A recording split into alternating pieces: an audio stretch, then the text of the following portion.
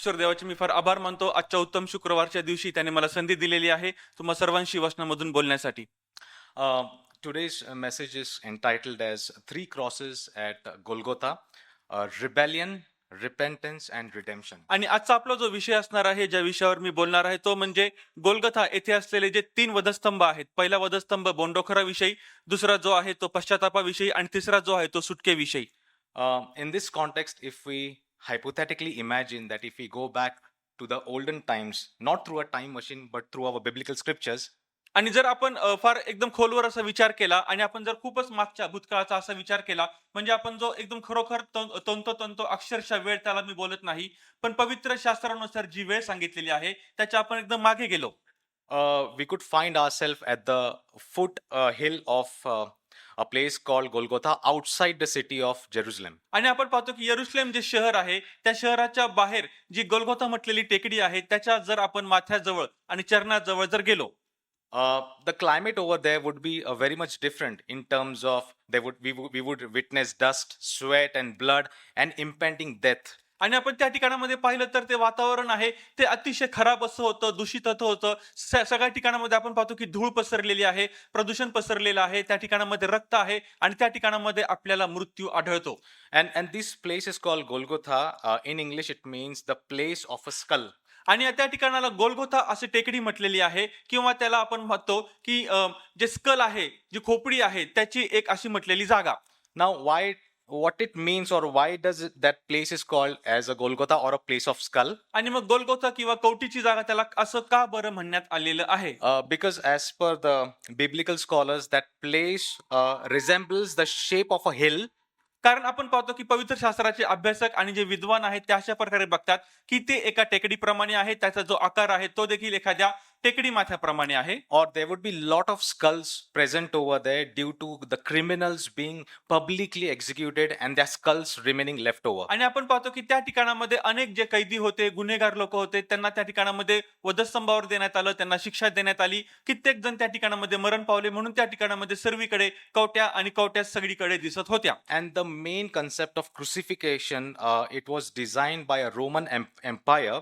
आणि आपण पाहतो की आता वधस्तंभावर शिक्षा देण्याची ही जी प्रथा आहे रोमन साम्राज्याने ज्यावेळेस ती लावून दिली होती. This was an event to be meant for terror among the public who would rebel against that system. आणि आपण पाहतो की रोमन साम्राज्याच्या विरुद्ध जरी कोणी आवाज जरी उठविला, त्यांच्या विरोधात कोणी उभं जरी राहिलं, की त्यांना सर्व लोकांना अतिशय मोठ्या प्रमाणामध्ये भय प्राप्त व्हावं, म्हणून अशा प्रकारची ही जी पद्धत आहे वधस्तंभावर देण्याची ती त्यांनी अवलंबण्यात आणली. It was sort of a warning to every rebel, every thief, every robber, every criminal that if you cross this line, there would be a serious consequences. आणि जर कोणताही मग एखादा व्यक्ती असेल, तो गुन्हेगार असेल, तो कैदी असेल आणि त्याने कोणत्याही प्रकारचा अज्ञानकीतपणा पाळला नाही, मग त्याला सांगण्यात येत होतं की तू जर ही सीमारेषा उल्लंघिली तर तुला अशा प्रकारचं भयप्रद मरण प्राप्त होईल. And this was not a secret event. It was not used to be conducted alone, but it was a public spectacle. आणि आपण पाहतो की अशा प्रकारच्या गुन्हेगाराला, कैद्याला जर शिक्षा व्हायची असेल तर ती त्याला एकांतामध्ये देण्यात येत नसायची, पण सर्व लोकांसमोर त्याला ती देण्यात येत असायची. And to understand this context, let's open our Bible and read the scriptures from the Gospel of Luke, chapter 23, verses 32 to 43. आणि यावेळेस आपण पवित्र शास्त्रामधून काही वचने वाचणार आहोत. आपण आपले पवित्र शास्त्र उघडूयात. लूक शुभवर्तमान याचा 23वा अध्याय वचन 32 ते वचन 43 आपल्यासाठी मी वाचतो. लूक 23, 32 ते 43. त्याच्याबरोबर दुसऱ्या दोघा जणांस ते अपराधी असल्यामुळे वधस्तंभावर खेळण्यासाठी नेले. नंतर ते कवटी म्हटलेल्या जागी आले. तेव्हा तेथे त्यांनी त्याला व त्या अपराध्यास एकाला त्याच्या उजवीकडे व एकाला डावीकडे असे वधस्तंभावर खिळले. तेव्हा येशू म्हणाला, हे बापा, त्यांना क्षमा कर, कारण ते काय करतात हे त्यांना समजत नाही. नंतर त्याची वस्त्रे आपसात वाटून घेण्यासाठी त्यांनी चिठ्ठ्या टाकल्या. लोक पाहत उभे होते. अधिकारीही नाक मुरडीत होते. त्याने दुसऱ्यांना वाचविले. जर तो देवाचा ख्रिस्त त्याचा निवडलेला असला तर त्याने स्वतःच वाचवावे. शिपायांनीही जवळ येऊन आंब त्याच्या पुढे धरून त्याची अशी थट्टा केली की तू यहुद्यांचा राजा असलास तर स्वतःला वाचीव. हा यहुद्यांचा राजा आहे असा एक लेखही त्याच्यावरती होता. वधस्तंभावर खेळलेल्या त्या अपराध्यांपैकी एकाने त्याची निंदा करून म्हटले, तू ख्रिस्त आहेस ना, तर स्वतःला व आम्हाला वाचीव. परंतु दुसऱ्याने त्याचा निषेध करून म्हटले, तुलाही तीच शिक्षा झाली असता तू देवाला सुद्धा भीत नाहीस काय? आपली शिक्षा तर यथा न्याय आहे, कारण आपण आपल्या कृत्यांचे योग्य फळ भोगीत आहो, परंतु ह्याने काही अयोग्य केले नाही. मग तो म्हणाला, अहो येशू, आपण आपल्या राजाधिकाराने याल तेव्हा माझी आठवण करा. तो त्याला म्हणाला, मी तुला खचित सांगतो, तू आज माझ्या बरोबर सुखलोकात असशील. Yes, praise the Lord for this text. या सर्व वचनांसाठी परमेश्वर देवाचे आभार असो. Now, as we look upon these hills, we see 1, 2, 3 crosses. आपण ज्यावेळेस या टेकडीवरती बघतो त्या ठिकाणामध्ये आपण 1, 2 आणि 3 असे वधस्तंभ बघतो. And we notice that in center cross hangs the Jesus of Nazareth, the King of Kings and the Lord of Lords. आणि आपण पाहतो की जो मधला वधस्तंभ आहे त्यावर प्रभू येशू ख्रिस्त जो राजांचा राजा आणि प्रभूंचा प्रभू आहे त्याला देण्यात आलेला आहे. And we also see two crosses, one at the left and one at the right, and both were criminals. आणि आपण पाहतो की बघ येशूच्याच बाजूला एक डावीकडे आणि एक उजवीकडे वधस्तंभ आहेत आणि दोघी देखील आपण पाहतो त्या वधस्तंभावर त्या अपराध्यांना खेळण्यात आलेलं आहे. And these three crosses represents the complete story of human condition, of human mind, and of human soul. आणि आपण पाहतो की या ठिकाणामध्ये हे जे वधस्तंभ आपल्याला दर्शवितात ते वधस्तंभ याचंच दर्शक आहे की मानवी मन कसं आहे आणि त्याच प्रकारे मानवी हृदय कसं आहे आणि मानवी भावना कशा आहेत. On the first cross, we see a thief who rejected Jesus, and that cross represents the cross of rebellion. आणि पहिल्या वधस्तंभाकडे जर आपण पाहिलं तर त्या वधस्तंभावरचा जो कैदी आणि गुन्हेगार आहे तो येशू ख्रिस्ताचा धिक्कार करतो, विरोध करतो आणि तो वधस्तंभ आपल्याला दर्शवितो की जो बंडखोरीचा वधस्तंभ आहे. On the next cross, on the second cross, we see a thief who accepted Jesus Christ, and it represents the cross of repentance. आणि आपण दुसऱ्या वधस्तंभाकडे जर पाहिलं तर जो त्या वधस्तंभावर दुसरा कैदी खेळलेला आहे आपण पाहतो की तो वधस्तंभ त्याला पश्चातापाचा वधस्तंभ असं म्हणतात. The middle cross is of Lord and Savior Jesus Christ, is the cross of redemption. आणि जो आता मधला वधस्तंभ आहे ज्याला वर प्रभू येशू ख्रिस्ताला खेळलेला आहे त्याला आपण म्हणू शकतो की तो मुक्ततेचा आणि सुटकेचा अशा प्रकारचा वधस्तंभ. We'll start with the first cross, the cross of rebellion. आणि जो आता पहिला वधस्तंभ आहे ज्याला आपण पाहिलेला आहे की जो बंडखोरीचा वधस्तंभ आहे त्याविषयी काय आपण पाहूयात. We shall again read from Luke 23, verse 39. आणि लूक याचा 23वा अध्याय आणि वचन 39 आपल्याला सांगतं, वधस्तंभावर खेळलेल्या त्या अपराध्यांपैकी एकाने त्याची निंदा करून म्हटले, तू ख्रिस्त आहेस ना, तर स्वतःला व आम्हाला वाचीव. Yes. So, if we notice very carefully, very deeply, these words, whatever that man said, these words are not a prayer. आणि आपण जर अतिशय काळजीपूर्वक या पहिल्या कायद्याने म्हटलेल्या वाक्यांकडे पाहिलं तर त्याचे शब्द आपल्याला पाहायला मिळतात की त्यामध्ये कोणतीही प्रार्थना विनंती नाही. His words does not reflect any request. His words does not reflect any faith or submission. आणि आपण पाहतो की त्याच्या शब्दांमध्ये कोणती विनंती पण नाहीये, कोणता त्याच प्रकारे आपण पाहतो विश्वास पण नाहीये आणि समर्पितपणाची भावना पण नाहीये. His words are like a demand that is wrapped in a mockery and little bit of sarcastic. आणि आपण पाहतो की त्याचे हे जे शब्द त्याने उच्चारलेले आहेत ते एक प्रकारे मागणी आहे आणि आपण पाहतो की त्याने काहीतरी एक प्रकारची त्याच्याकडे एक जबरदस्तीने मागणी देखील करण्यात आलेली आहे. Basically, he did not say, Lord, have mercy upon me, have mercy on me. आणि त्याने कोठेही शब्द वापरलेला नाही की माझ्या प्रभू माझ्यावर दया कर. If he said that if you are a Messiah, you can save yourself and save us as well. आणि तो असं म्हणत आहे की तू ख्रिस्त आहेस ना, मग तू स्वतःला पण वाचीव आणि आम्हाला पण वाचीव. It's like saying that if you are what you claim, then get me out of this mess. याचा म्हणण्याचा अर्थ असा आहे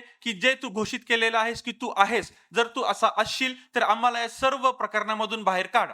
This is kind of a mockery or a rebellious heart condition. आणि आपण पाहतो की एक प्रकारची निंदा करणे, एक प्रकारची थट्टा करणे आणि एक प्रकारचं बंडखोराचं अंतकरण त्या ठिकाणामध्ये दाखविणे. It's like I'll just give an example that would connect you probably. आणि मी तुम्हाला एक असं उदाहरण सांगतो की जेणेकरून तुम्हाला हे गोष्ट लवकर समजेल. It's like, God, I believe in you only if you make my life easy. आणि याचा अर्थ असा आहे की परमेश्वर देवा, आज मी तुझ्याकडे अशा प्रकारची मागणी करतो की जर तू माझी ही मागणी पूर्ण केली, माझं जीवन आरामदायी केलं तर मी तुझ्यावर भरोसा ठेवेन. I will serve you only if you try to serve me. आणि जर तू माझी सेवा करण्याचा प्रयत्न केला तर मी देखील तुझी सेवा करीन. And I will only accept your truth if it fits my ideology and fits my philosophy. आणि जर तू अशा प्रकारे मला मदत केलीस, मला आरामदायी जीवन दिलं आणि ते फक्त ज्या प्रकारे मी विचार करतो, ज्या प्रकारे माझ्या भावना आहेत आणि ज्या प्रकारची माझी तत्वे आहेत, जर त्याच्याशी ते एकरूप झाले तरच मी तुझा स्वीकार करेन. And we know that this is all fake and false, आणि आपल्या सर्वांना हे ठाऊक आहे की हे अतिशय खोटारडेपण आणि थोतांड आहे. because many of the today's pagan system, if we look around, it's working exactly on this ideology. कारण का तर आपण पाहतो की याच विचारावरती आणि याच पद्धतीवरती आपल्या अवतीभोवती जे सर्व विधर्म्यांचे विचार आहेत ते देखील अशाच प्रकारचे आहेत. They also say that I will worship that God who will fulfill my desires. आणि ते देखील अशाच प्रकारे म्हणतात की मी त्या देवाची पूजा अर्चा करेल जे माझी सर्व इच्छा आकांक्षा पूर्ण करतील. Their faith is kind of, you can say, conditional faith or a self-centered belief. आणि त्यांचा विश्वास आपण अशा प्रकारे म्हणू शकतो की तो स्वकेंद्रित आहे आणि स्वार्थीपणाची भावना त्यामागे लपलेली आहे. So similarly, in this context, in context to this first thief, he was demanding a miracle without a relationship with God. आणि आपण पाहतो की पहिल्या उदाहरणामध्ये जो हा पहिला कैदी आणि गुन्हेगार आहे तो परमेश्वर देवाकडे अशा प्रकारची मागणी करत आहे ज्यामध्ये बिलकुल कोणत्या प्रकारचा विश्वास नाहीये आणि त्याला बिलकुल परमेश्वरला समर्पित पण व्हायचं नाही. पण आपण पाहतो की त्या मागणी मागे त्याने एक अट ठेवलेली आहे He wanted the power of God without the person of Christ. आणि त्याला देवाचं सामर्थ्य तर हवं होतं पण ख्रिस्त म्हटलेला व्यक्ती त्याला नको होता. And that was not a case that the salvation was not available to him. आणि अशा प्रकारची पण गोष्ट नव्हती की त्याला त्यावेळेस तारण मुक्तता सुटका उपलब्ध नव्हती, But he refused willingly. पण त्याने इच्छुक रीतीने स्वतःहून त्याचा धिक्कार केला He wanted rescue on his own terms. आणि त्याला स्वतःच्याच भावनांवर विचारांवर अटींवर सुटका हवी होती. He wanted a savior who would serve his agenda rather than he being submit to the Lord. आणि त्याला अशा प्रकारचा तारणारा हवा होता की जो त्याला कोणत्याही अटीविरहित लगेच तारण देईल, लगेच वाचवेल, लगेच सुटका देईल, पण त्याला खरा तारणाऱ्याला बिलकुल समर्पित होण्याची इच्छा नव्हती. And that's why we see further that that was the reason that he died unforgiven, unchanged, and without salvation. आणि म्हणून आपण पाहतो सरते शेवटी त्याचा अंत कसा झाला, त्याच्यामध्ये कोणता बदल झाला नाही, त्याला कोणती क्षमा देखील मिळाली नाही आणि अशाच प्रकारे आपण पाहतो की त्याचा अंत शेवटी झाला आहे. Only because of his unwillingness, and he freely rejected. आणि आपण पाहतो की दोन कारण कोणती आहेत, त्याने इच्छा दर्शविली नाही आणि त्याच प्रकारे त्याने लगेचच धिक्कार केला, विरोध केला. Today, let us ask this question to all of us, including me and everyone. आणि आज आपण सर्वांनी आपल्या स्वतःला, त्यामध्ये मी देखील आहे, असा प्रश्न विचारूयात. When God doesn't answer our prayer in a way we want, ज्या प्रकारे आपल्याला हवं आहे त्या प्रकारे देव जर आपल्या प्रार्थनांची उत्तरं देत नाही, do we say like, God, why don't you do this to me in spite of my prayer? आणि मग आपण देवाला असं विचारतो का की किती मी प्रार्थना केलेल्या आहेत आणि इतक्या प्रार्थना करून सुद्धा तू माझ्या प्रार्थनांची उत्तरं का बरं देत नाहीस? Or do we say, God, what are you trying to teach me through this situation? का आपण देवाला असा प्रश्न विचारतो की ही जी परिस्थिती माझ्यावर आलेली आहे त्याद्वारे मला तुला काय बरं शिकवायचं आहे? We all need to think on this deep personal questions as well. आणि आपण वैयक्तिक आणि खासगी प्रश्न म्हणून सर्वांनी अतिशय खोलवर विचार करण्याची गरज आहे. Let's turn to the second cross, the cross of repentance. आणि आता आपण दुसऱ्या वधस्तंभाकडे वळूया ज्याला आपण म्हणतो की जो पश्चातापाचा वधस्तंभ आहे.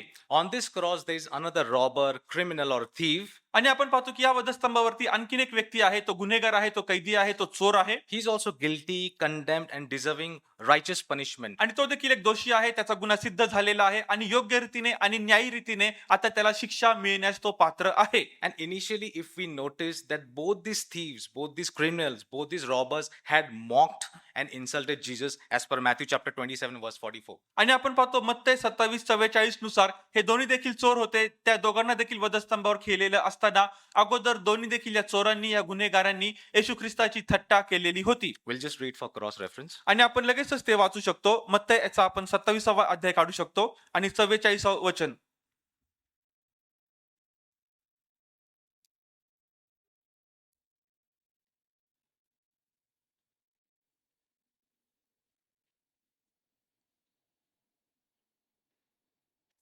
जे लुटारू त्याच्या बरोबर वधस्तंभावर खेळलेले होते त्यांनीही त्याची निंदा केली. Yes. So basically, both these thieves, robbers, it says plural, robber, they insulted and mocked him. आणि या ठिकाणामध्ये आपण पाहतो की अनेक वचनी म्हणजे त्या ठिकाणामध्ये एक पेक्षा जास्त म्हणजे या दोघांनी, लुटारूंनी, चोरांनी त्याची निंदा केली. But something happened to the second thief on the cross. पण आता वधस्तंभावरती दुसऱ्या चोराबरोबर काहीतरी झालं Something shifted in his soul.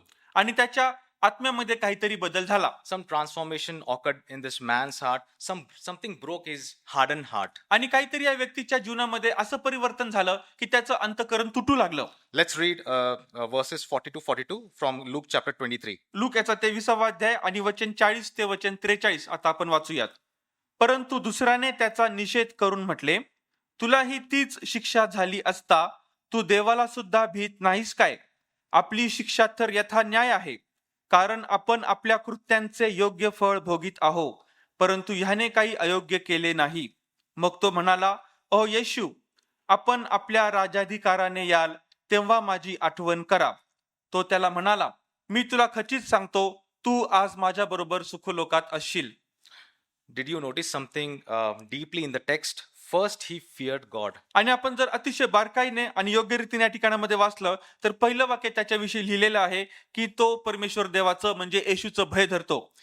In that verse, he says, he rebuked the first thief, saying, Don't you fear God? आणि आपण पाहतो की त्याच्या वाक्यामध्ये तो म्हणतो दुसऱ्याने, परंतु त्याने दुसऱ्याचा निषेध करून म्हटले, तू देवाला पण भीत नाहीस काय? And the Bible is very clear. The scripture says in Proverbs chapter 9, verse 10, the fear of the Lord is the beginning of the wisdom. आणि नीतिसूत्र याचा 9वा अध्याय आणि वचन 10 पण आपल्याला अतिशय स्पष्टपणे सांगतं की परमेश्वर देवाचं जे भय आहे ते ज्ञानाचा आरंभ आहे. True repentance always starts with understanding and acknowledging who God is and what God is. आणि खरा पश्चाताप नेमका याच गोष्टीने सुरू होत असतो की परमेश्वर देव नेमका काय आहे आणि परमेश्वर देव नेमका कोण आहे. To understand the characteristics of God, to understand the attributes of God, to understand God. आणि परमेश्वर देवाचे गुणधर्म समजून घेणे, परमेश्वर देवाचा आपण पाहतो की जो स्वभाव आहे तो समजून घेणे आणि नेमका देव कोण आहे हे समजून घेणे. For example, God is holy, God is just, God is righteous and sovereign. आणि उदाहरणार्थ आपण पाहतो की परमेश्वर देव हा पवित्र आहे, परमेश्वर देव हा न्यायी आहे, परमेश्वर देव हा सार्वभौम आहे आणि परमेश्वर देव हा सामर्थ्यशाली आहे. And this is something miraculous happened. He transformed his heart by the power of Holy Spirit and God. आणि आपण पाहतो की चमत्कारक रीतीने या ठिकाणामध्ये पवित्र आत्म्याद्वारे आणि देवाद्वारे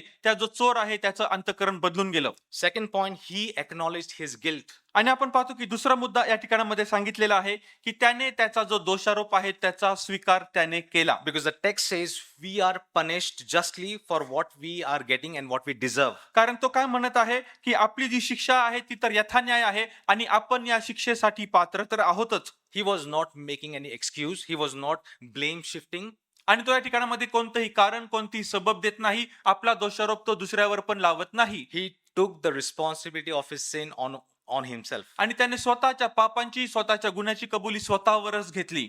The cross reference 1 John chapter 1 verse 9 we shall read. आणि आपण जर पाहिलं पहिले योहान याचा पहिला अध्याय वचन 9 मध्ये अशा प्रकारे लिहिलेला आहे की जर आपण आपली पापे पदरी घेतली तर तो न्यायी आहे, तो आपल्या पापांची क्षमा खचितच करेल. Yes, but for sanctification or for cleansing, we must first need confession of our sins. पण आपण पाहतो की शुद्धी करण्यासाठी, पवित्र करण्यासाठी, आपल्या पाप क्षमा होण्यासाठी सर्वात प्रथम आपल्याला आपल्या पाप क्षमेची गरज आहे. And this sinner, this second thief, he acknowledged his sin on the cross. आणि या दुसऱ्या चोराने, दुसऱ्या गुन्हेगाराने वधस्तंभावरती असताना स्वतःचं जे पाप आहे त्याचा स्वीकार केला. Thirdly, we also notice in the text that he recognized the innocence of Jesus. He declared, this man has done nothing wrong. तिसरी गोष्ट त्याने केली सगळ्यात महत्वाची म्हणजे येशू ख्रिस्ताला त्याने निरागस किंवा निष्पाप असं म्हटलेलं आहे आणि तो आपल्या वाक्यामध्ये असं बोलतो की येशूने या व्यक्तीने कोणतीही गोष्ट चुकीची केली नाही. Just imagine in that context, there would be a lot of people, lot of crowd in that area. People would be rebuking Jesus. People would be insulting and mocking Jesus. आणि कल्पना करा की आता येशू ख्रिस्ताला या दोघांना देखील वधस्तंभावरती खेळलेला आहे. पुष्कळसा लोकसमुदाय त्या ठिकाणामध्ये असणार. लोकसमुदाय झाले ते येशूला कितीतरी निंदा करत असतील, थट्टा करत असतील, त्याच्यावर दोषारोप लावत असतील. But this dying thief, this second thief on the cross, he became a good thinker of the cross. पण आपण पाहतो की या ठिकाणामध्ये एकटा हा असा व्यक्ती आहे जो दुसऱ्या वधस्तंभावर खेळलेला हा जो गुन्हेगार आहे, एकटा तो या ठिकाणामध्ये असा विचार करत आहे, एक चांगला विचार करत आहे वधस्तंभावर असताना. Because he saw what Pharisees, what Sadducees, and what the Roman governor couldn't see. कारण आपण पाहतो की जे पुरुषांनी पाहिलं नाही, सदुक्यांनी पाहिलं नाही, जे रोमन साम्राज्य आहे त्यांनी पाहिलं नाही, पण नेते या चोराने पाहिलं. Because we know that the Pharisees, Sadducees, and the Roman Empire willingly refused Jesus. कारण आपण पाहतो की स्वतःच्या इच्छेने आणि इच्छुकृतीने सदुकी, परुषी आणि रोमन साम्राज्याने येशू ख्रिस्ताचा धिक्कार केला. But this second thief saw that Jesus was sinless, he was without sin, he was innocent. पण आपण पाहतो की या दुसऱ्या चोराने चांगल्या प्रकारे पाहिलं, येशू ख्रिस्त जो आहे तो निष्पाप आहे, तो निरागस आहे, त्याच्यामध्ये कोणताही दोषारोप आणि पाप नाही. And this reason to see Jesus innocent and sinless was due to his repentant heart. आणि आपण पाहतो की हे कशामुळे शक्य झालं, येशू ख्रिस्ताला तो कोणताही निष्पाप आणि त्याच प्रकारे निरागस असं का बरं म्हणू शकला, कारण त्याच्या अंतःकरणामध्ये ती पश्चातापाची भावना निर्माण झाली होती. And fourthly, fourth point, we also see that he believed in Jesus Christ. आणि चौथी गोष्ट आपण पाहतो त्या चोराने कोणती केली, तर त्याने येशू ख्रिस्तावर विश्वास ठेवला. Because the text says that he turned to Jesus and said, "Remember me when you come into your kingdom." कारण का, तर वचन आपल्याला काय सांगतो, तो येशूकडे वळाला आणि तो येशूला काय म्हणाला, आपण ज्यावेळेस राजाधिकाराने याल तेव्हा माझी आठवण करा. Everybody over there, they were saying a dying man.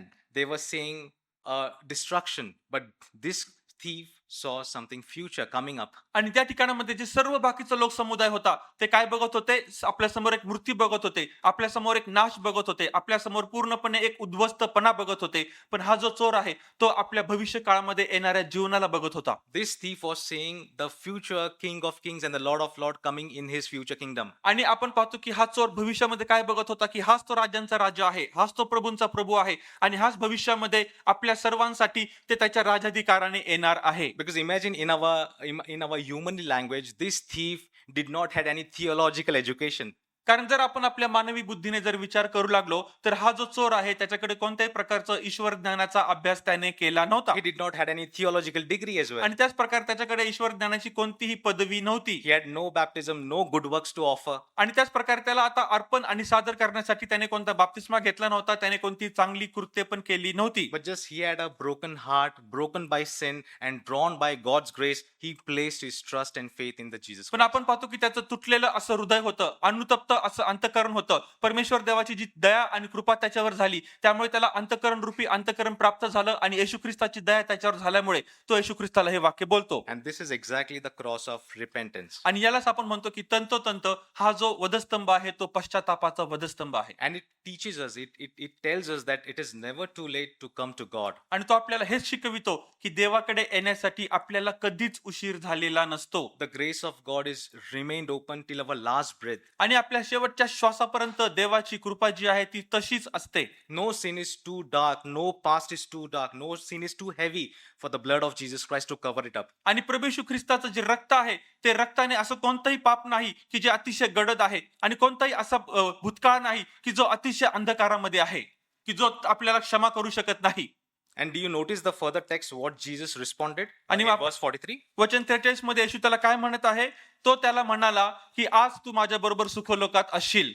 What a beautiful promise by Jesus. येशू ख्रिस्ताने दिलेलं हे किती अद्भुत असं वचन आणि अभिवचन आहे. Because Jesus said, today, this moment, not tomorrow, not after some months, not after some years, but today. आणि येशू त्याला काय म्हणत आहे की उद्या नाही, पुढच्या आठवड्यामध्ये नाही, काही महिन्यांनी नाही, काही दिवसांनी नाही, पण मी तुला खचित सांगतो की आज तू माझ्या बरोबर सुखलोकात असशील. And the very that moment, the very that day, that guilty criminal walked into paradise with Jesus Christ. आणि आपण पाहतो की त्याच क्षणाला, त्याच दिवसाला जो आपण पाहतो की दोषारोप आणि गुन्हा असलेला तो चोर होता, तो कैदी होता, येशू ख्रिस्ता बरोबर आपण पाहतो की तो सुखलोकामध्ये त्याने प्रवेश केला. Not because of what that criminal had done, not because of his qualification, not because of his good works, but only by the grace of God through faith in Jesus Christ. आणि आपण पाहतो की त्याने कोणती चांगली कृत्य केलेली होती त्यामुळे नाही, त्याने कोणती भावना व्यक्त केली होती त्यामुळे नाही, पण फक्त प्रभू येशू ख्रिस्ताच्या कृपेमुळे, दयेमुळे आणि त्याच्या स्वतःच्या विश्वासामुळे हे झालं.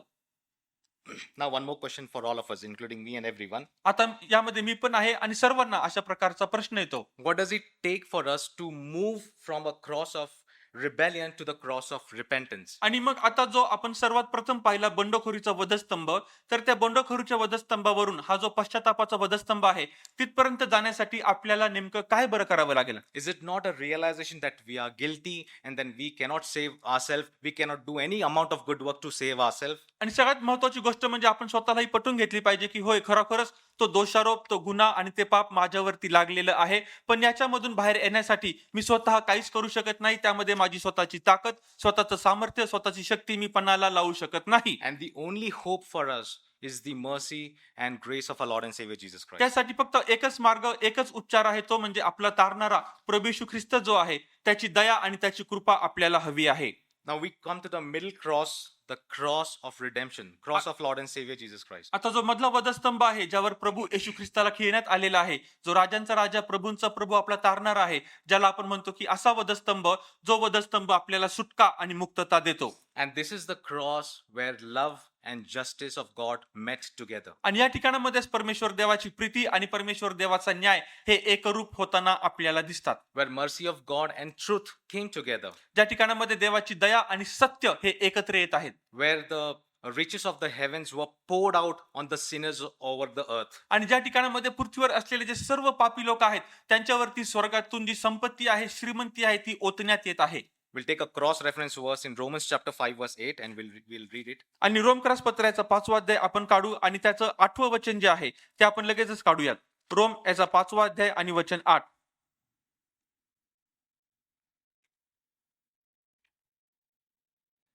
पण आपण पापी असताना ख्रिस्त आपल्यासाठी मरण पावला, यात देव त्याची आपल्यावरील प्रीती प्रस्थापित करीतो.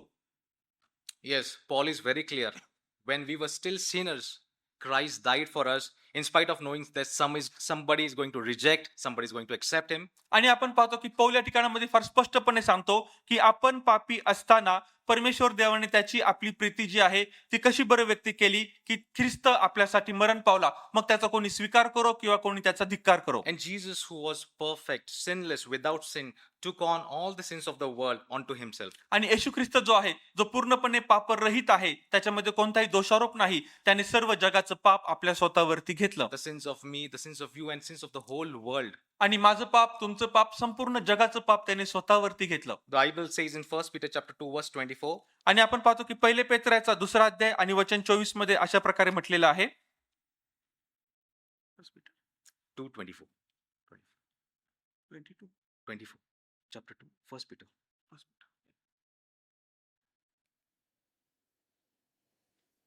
1 पेत्र 2:24.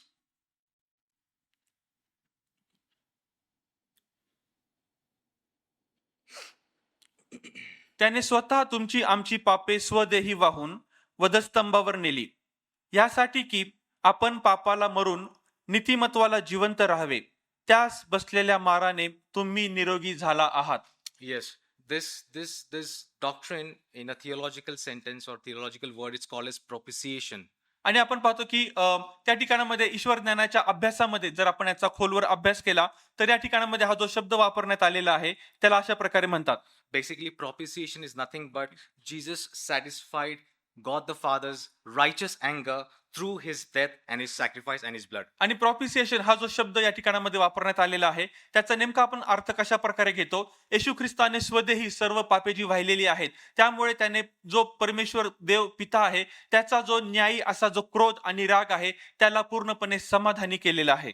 And it's only because of Jesus the way to God, the access to God has been opened for all. आणि आपण पाहतो की सर्व लोकांसाठी आता पित्याकडे जाण्याचा जो मार्ग आहे तो फक्त प्रभू येशू ख्रिस्ताद्वारेच प्रस्थापित आणि उघडा झालेला आहे. We notice in the gospel accounts that when Jesus died, the curtain of the temple, it just torn apart in two parts. आणि आपण पाहतो शुभवर्तमानाच्या संदर्भामध्ये की ज्यावेळेस प्रभू येशू ख्रिस्त मरण पावला त्यावेळेस मंदिरामधला जो पडदा आहे तो 2 भागांमध्ये विभागला, फाटला. And the curtain was just to prevent people entering in God's presence because people were sinful and holiness cannot come together. आणि आपण पाहतो की मंदिरामधला जो हा जो पडदा होता त्याला का बरं त्या ठिकाणामध्ये 2 भाग करण्यात आलेले होते, कारण मनुष्य पापी आहे, देव पवित्र आहे, मनुष्याने देवाच्या सानिध्यामध्ये येता कामा नये. But after Jesus' death, that curtain torn from top to bottom and not from bottom to top. पण आपण काय पाहतो की ज्यावेळेस प्रभू येशू ख्रिस्त मरण पावला मंदिरामधला हा जो पडदा आहे तो खालून वरपर्यंत नाही पण वरून खालपर्यंत फाटला. This exactly symbolizes that now we can access God through Jesus Christ, and due to God's action, from top he came down. It's not man going from bottom to up. आणि या ठिकाणामध्ये आपण पाहतो की दोन गोष्टी आहेत. प्रभू येशू ख्रिस्ताने आपला जो मार्ग आहे तो सरळ देवाकडे जाण्यासाठी आणि पित्याकडे जाण्यासाठी आता पूर्णपणे उघडा केलेला आहे, मोकळा केलेला आहे. आणि दुसरी गोष्ट आपण पाहतो की तो जो पडदा आहे तो खालपासून वरपर्यंत नाही पण वरून खालपर्यंत फाटला, जेणेकरून मनुष्य जो पापी आहे त्याने आता देवाकडे जाण्याचा मार्ग निर्माण केला नाही पण परमेश्वर देवाने स्वतः वरून मनुष्याकडे येण्याचा मार्ग प्रस्थापित केला. Through Jesus Christ's sacrifice, we have now confidence to go in God's presence freely and willingly. फक्त प्रभू येशू ख्रिस्ताने जे अर्पण केलेलं आहे आणि बलिदान केलेलं आहे त्यामुळेच आता हे शक्य झालेलं आहे की आपण पूर्णपणे मोकळीकतेने देवाच्या सानिध्यामध्ये प्रवेश करू शकतो. Hebrews chapter 10 verse 19 and 20 is very clear on this. We shall read it. आणि इब्रिकारस पत्राचा 10वा अध्याय आपण काढू. Verse 10, 19, 20. वचन 19 आणि 20 आपण वाचू. इब्री 10, 19, 20. म्हणून बंधूंनो, येशूच्या रक्ताद्वारे आपल्याला परम पवित्र स्थानात जाण्याचे धैर्य आहे. त्याने पडद्यामधून म्हणजे आपल्या स्वतःच्या देहातून आपल्यासाठी ती नवीन व जिवंत वाट स्थापित केली आहे. Yes, the text is very clear. The author of Hebrew says that it's only by the means of blood of Jesus that we can enter in God's presence. आणि या ठिकाणामध्ये इब्री लोकास पत्राचा जो लेखक आहे तो अतिशय स्पष्टपणे सांगतो फक्त येशू ख्रिस्ताच्या रक्ताद्वारेच आता आपल्याला परमपवित्र स्थानामध्ये जाण्याचे धैर्य आहे. Dear brothers and sisters, as we stand at the foot of Golgotha, the hill where these three crosses were present, आणि सर्व प्रिय भावांनो आणि बहिणींनो, ज्यावेळेस आपण गोलगोथा या टेकडीकडे बघतो तिन्ही वधस्तंभ या ठिकाणामध्ये आपण पाहतो. we begin with the cross of rebellion, आणि आपण जो बंडखोराचा वधस्तंभ आहे तिथून सुरुवात करतो. and this reminds us in Romans chapter 3 verse 23 that all have sinned. Everybody has the fallen nature. आणि आपण पाहतो की रोमकरास पत्र 3 अध्याय वचन 23 मध्ये आपल्याला असं आठवण करून देतं सर्वांनी पाप केलेले आहे आणि सर्व देवाच्या गौरवाला अंतरलेले आहेत. At birth, everyone is just like that first thief who rejected and rebelled against the God. आणि आपण पाहतो की जन्मापासूनच आपण अशा प्रकारचे पातकी आहोत आणि जो वधस्तंभावरचा जो पहिला कैदी होता त्याने ज्या प्रकारे देवाचा धिक्कार केला, येशूला त्याने विरोध केला, आपण देखील त्याच प्रकारे होतो. And that's the reason we need to be born again by the Spirit and by the truth, and hence we need our Savior and our redemption. आणि म्हणूनच आपल्या सर्वांना याची आता फार महत्वाची गरज आहे की आपला जन्म हा आत्म्याने झाला पाहिजे, सत्याने झाला पाहिजे आणि त्याच प्रकारे आपल्या सर्वांना त्या तारणाऱ्याची गरज आहे, सुटकेची गरज आहे. Second, we saw the cross of repentance. आणि आपण दुसरा वधस्तंभ पाहिला ज्याला आपण पश्चातापाचा वधस्तंभ म्हणतो. In this context, God doesn't force anyone to believe in Him. आणि या ठिकाणामध्ये देव कोणालाही जबरदस्ती करत नाही की तू माझ्यावर विश्वास ठेवच. He extends His invitation and offer for all, everyone. पण आपण पाहतो की त्याचं जे आमंत्रण आहे, त्याचं जे बोलावणं आहे आणि त्याचं जे पाचारण आहे तो सर्व व्यक्तींना देत आहे आणि तो मोफतपणे देत आहे. Revelation 3:20 is very clear on this. आणि या ठिकाणामध्ये आपण पाहतो प्रगटीकरण आणि 3 अध्याय वचन 20 फार स्पष्टपणे आपल्याला सांगतं, पहा मी दाराजवळ उभा आहे व दरवाजा ठोकीत आहे. जर कोणी माझा आवाज ऐकतो आणि दरवाजा उघडतो तर मी आत येईन व त्याच्याबरोबर भोजन करेन व तो सुद्धा माझ्याबरोबर भोजन करेल. The repentant thief, the second thief, he heard that voice, that inner voice. आणि जो आता पश्चातापी जो चोर आहे त्याने असा आतमधला आवाज ऐकला. He heard that voice even when he was on the cross, dying in the last moments of his life. आणि त्याच्या जीवनाचा शेवटचा श्वास घेत असताना, वधस्तंभावर खेळलेला असताना तो अशा प्रकारचा आवाज, अशा प्रकारची वाणी ऐकतो. And he opened the door from inside of his heart willingly and freely and accepted Jesus आणि Christ. आपण पाहतो की तो आता पूर्णपणे स्वतःच्या इच्छेने स्वतःच्या अंतःकरणाचं दार उघडत आहे आणि येशू ख्रिस्ताला आपल्या अंतःकरणामध्ये घेत आहे. Thirdly, we also saw about the cross of redemption. तिसरा वधस्तंभ आपण पाहिला सुटकेचा, मुक्ततेचा वधस्तंभ. We'll read John 3:16. Everybody knows it. सर्वांना चांगल्या प्रकारे ठाऊक आहे. योहान याचा 3 अध्याय आणि वचन 16 मध्ये. You can read. देवाने जगावर एवढी प्रीती केली की त्याने आपला एकुलता एक पुत्र दिला, यासाठी की जो कोणी त्याच्यावर विश्वास ठेवतो त्याचा नाश होऊ नये पण त्याला सार्वकालिक जीवन प्राप्त व्हावे. Yes, in this context, the price has been paid. The work on the cross is finished. Salvation is offered freely to all who will receive it. आणि या ठिकाणामध्ये आपल्याला फार स्पष्टपणे सांगितलेलं आहे की जी गोष्ट होती, जे काम होतं ते त्याने आता पूर्ण केलेलं आहे आणि त्याच प्रकारे जे तारण आहे ते सर्वांना मोफतपणे मिळालेलं आहे.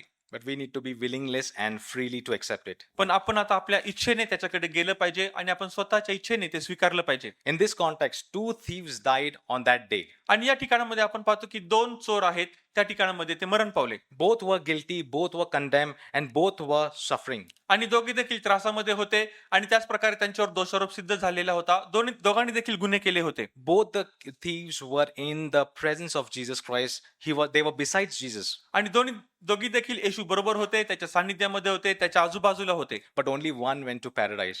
पण फक्त एकच सुखलोकात गेला, The other did not. दुसरा गेला नाही. And the difference was not in their sin, but it was their response to Savior. It was willingness in their heart that made this difference. आणि आपण पाहतो की तो फरक कशामुळे झाला, त्यांच्या दोषारोपामुळे नाही, त्याच प्रकारे त्यांच्या पापांमुळे नाही, पण फक्त एकाने येशू ख्रिस्ताचा स्वीकार केला आणि त्याच प्रकारे त्यांनी स्वतःहून आपल्या अंतःकरणाने इच्छा व्यक्त केली. I will leave you with these 3 important points that we could learn from this text.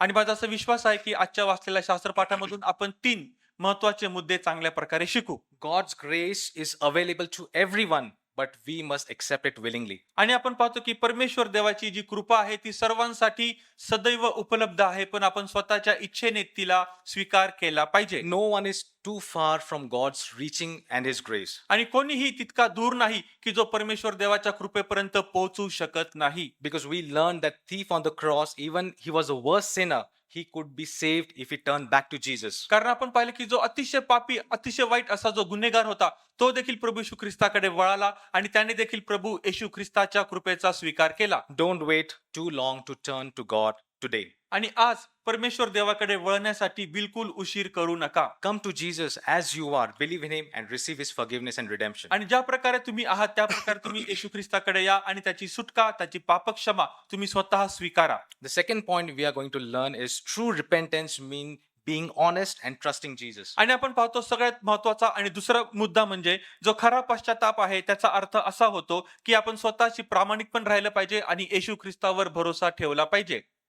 The thief who was sorry for his sins didn't try to earn God's favor by doing good works, by his qualification, by his good works. आणि आपण पाहतो की जो आता असा दुसरा प्रकारचा जो एक कैदी आहे, त्याने स्वतः कोणत्याही प्रकारचे एक आपले चांगले कृत्य आणि आपले चांगले जे आपण काम केलेले आहे त्याने दाखविलेले नाहीत. He simply confessed his sin with a repentant heart and put his faith and trust in Jesus Christ. साधारण रीतीने त्याने आपल्या अंतःकरणामध्ये येशूवर विश्वास ठेवला, आपल्या पापांची कबुली दिली आणि आपल्या अंतःकरण येशू ख्रिस्ताकरता उघड केलं. And this exactly teaches us that we cannot earn the salvation by doing good, because salvation isn't about what we do. आणि आपण यामधून हेच शिकतो की आता आपण स्वतः तारण कमावू शकत नाही, स्वतःच्या सामर्थ्याने आपण तारण ते कमावू शकत नाही, पण हे तारण सर्वांना मिळालेली मोफत अशी देणगी आहे. It's only the works, the finished works of the cross that has been done by Jesus Christ for all of us. आपल्या सर्वांसाठी प्रभू येशू ख्रिस्ताने वधस्तंभावर जे कार्य पूर्ण केलेले आहे त्याद्वारेच आपल्याला मुक्तता आणि सुटका मिळू शकते. And the third point, important point, is Jesus is the only hope in today's broken and fallen world. आणि तिसरा महत्वाचा मुद्दा म्हणजे आजच्या तुटलेल्या आणि त्याच प्रकारे खोकळ्या अशा झालेल्या जगामध्ये फक्त प्रभू येशू ख्रिस्तच आपल्याला आशा देऊ शकतो. Nothing else can save us. No morality, no ethics, no religion. आणि कोणतीही नैतिकता आणि कोणतेही चांगलं कृत्य आणि कोणत्याही प्रकारचा धार्मिक विधी आपल्याला त्याकडे नेऊ शकत नाही. Good works aren't enough. Only Jesus' death on the cross can forgive us our sin and bring us back to God. आणि आपली पुण्याई, आपली चांगली कृत्य, आपले चांगले विचार हे आपल्याकडे देवाकडे नेऊ शकणार नाही, पण फक्त प्रभू येशू ख्रिस्त, त्याचं रक्त, त्याच्या प्रति समर्पितपणा आणि त्याच प्रकारे त्याने केलेलं बलिदान आणि अर्पण आपल्याला परमेश्वर देवाकडे नेतात. Because salvation is only possible through the blood of Jesus Christ. कारण तारण हे फक्त प्रभू येशू ख्रिस्ताच्या रक्ताद्वारेच शक्य आहे. As I close now, may this Good Friday be a day when we move from rebellion to repentance. आणि हा जो आपण उत्तम शुक्रवार यामध्ये आहोत, साजरा करीत आहोत, आपण सर्वजण परमेश्वर देव करो की त्या बंडखोरीच्या वधस्तंभाकडून तो आपल्याला पश्चातापाच्या वधस्तंभाकडे नेऊ. And to those who can receive this with a repentant heart, they are receiving the free gift of salvation and redemption through our Lord and Savior Jesus Christ. आणि जे सर्वजण या पश्चातापाच्या वधस्तंभाकडे येत आहेत त्या सर्वांना आज परमेश्वर देव त्याचं तारण, त्याची मुक्तता, त्याची सुटका देणार. Because we believe in the Jesus word when he said, "It is finished, it is done, it is paid in full." Now we have to just come willingly and accept it. कारण आपण आज अशा गोष्टीवर विश्वास ठेवत आहोत की प्रभू येशू ख्रिस्ताने वधस्तंभावर त्याचं बलिदानाचं कार्य हे पूर्णपणे केलेलं आहे आणि आता ही आपली जबाबदारी आहे आणि आपलं कर्तव्य आहे, आपण त्याच्याकडे यावं, पूर्ण इच्छेने आपण त्याला स्वीकारावं. Amen. Thank you. आमेन. धन्यवाद. थँक्यू सो मच आंटी या सुंदरशा गीताबद्दल. आता ही वेळ आहे आपल्या दुसऱ्या संदेशाकडे वळण्याची. मी ब्रदर अक्षय कदम यांना विनंती करते ते पुढे येतील आणि आपल्याला दुसऱ्या संदेशाकडे घेऊन जातील. प्रेज द लॉर्ड सर्वांना. आपण पहिला संदेश ऐकला, 3 crosses, cross of redemption, cross of repentance and cross of rebellion, असे 3. तर आपण त्याच सिमिलर लाईन्सवर पुढचा हा संदेश ऐकणार आहोत. लूक कृची वर्तमान याचा 23वा अध्याय आणि 13 वचनापासून पुढे मी वाचतो. मग पिलाताने मुख्य याजक अधिकारी व लोक यांना एकत्र बोलवून म्हटले, हा मनुष्य लोकास फितवणारा म्हणून ह्याला तुम्ही माझ्याकडे आणले. आणि पहा, ज्या गोष्टींचा आरोप तुम्ही याच्यावर ठेवता त्या संधी मी तुमच्या समक्ष त्याची चौकशी केल्यावर मला ह्या मनुष्याकडे काहीही दोष सापडला नाही, हेरोदालाही सापडला नाही, कारण त्याने त्याला आमच्याकडे परत पाठविले आहे. आणि पहा, ह्याने मरणदंड भोगण्यासारखे काही केलेले नाही, म्हणून मी ह्याला फटके मारून सोडून देतो. कारण त्या सणात त्याला त्यांच्याकरिता एकाला सोडावे लागत असे. परंतु सर्वांनी एकच ओरडा करून म्हटले, ह्याची वाट लावा आणि आम्हासाठी बरब्बाला सोडा. हा माणूस शहरात झालेला दंगा व खून या संबंधात तुरुंगात टाकलेला होता. येशूला सोडवावे ह्या इच्छेने पिलाताने पुन्हा त्याच्याबरोबर भाषण केले, तरी याला वधस्तंभावर खिळा असे ते ओरडत राहिले. तो त्यांना तिसऱ्यांदा म्हणाला, का बरे? त्याने काय वाईट केले आहे? त्यांच्याकडे मरणदंड होण्यासारखी काही दोष मला सापडला नाही, म्हणून मी याला फटके मारून सोडून देतो. पण याला वधस्तंभावर खिळाच, असा त्यांनी मोठ्याने आग्रह चालविला आणि त्याच्या ओरड्याला यश आले. तेव्हा त्यांच्या मागण्याप्रमाणे व्हावे असा पिलाताने निकाल दिला. नंतर दंगा व खून यासंबंधी तुरुंगात टाकलेला ज्याला त्यांनी सांगितले होते त्याला त्याने सोडून दिले आणि येशूला त्यांच्या मर्जीवर सोपवून दिले. या शास्त्रपाठामध्ये आपण पाहतो की ज्या गेतशेमनी बागेमध्ये जेव्हा प्रभू येशू ख्रिस्ताला धरून देण्यात आलं, तेव्हा ते मुख्य याजकाच्या कडे त्यांना घेऊन गेले आणि तिकडं त्यांनी दोष लावला की हा ब्लास्फेमी करतो, हा म्हणतो की मी देव आहे, मी देवाचा पुत्र आहे. त्या आरोपाखाली त्यांनी त्यांना धरून घेतलं आणि तिकडं ठेवलं. आणि याजकांना हा अधिकार नव्हता की कोणालाही मरणदंडाची शिक्षा द्यावी, कारण की तिथं रोमन राज्य होतं आणि रोमन राज्यामध्ये तो रोमी अधिकारी म्हणजे त्या ठिकाणी जो पिलात होता त्यालाच हा अधिकार होता की कोणाला तो मरणदंडाची शिक्षा देऊ शकत होता.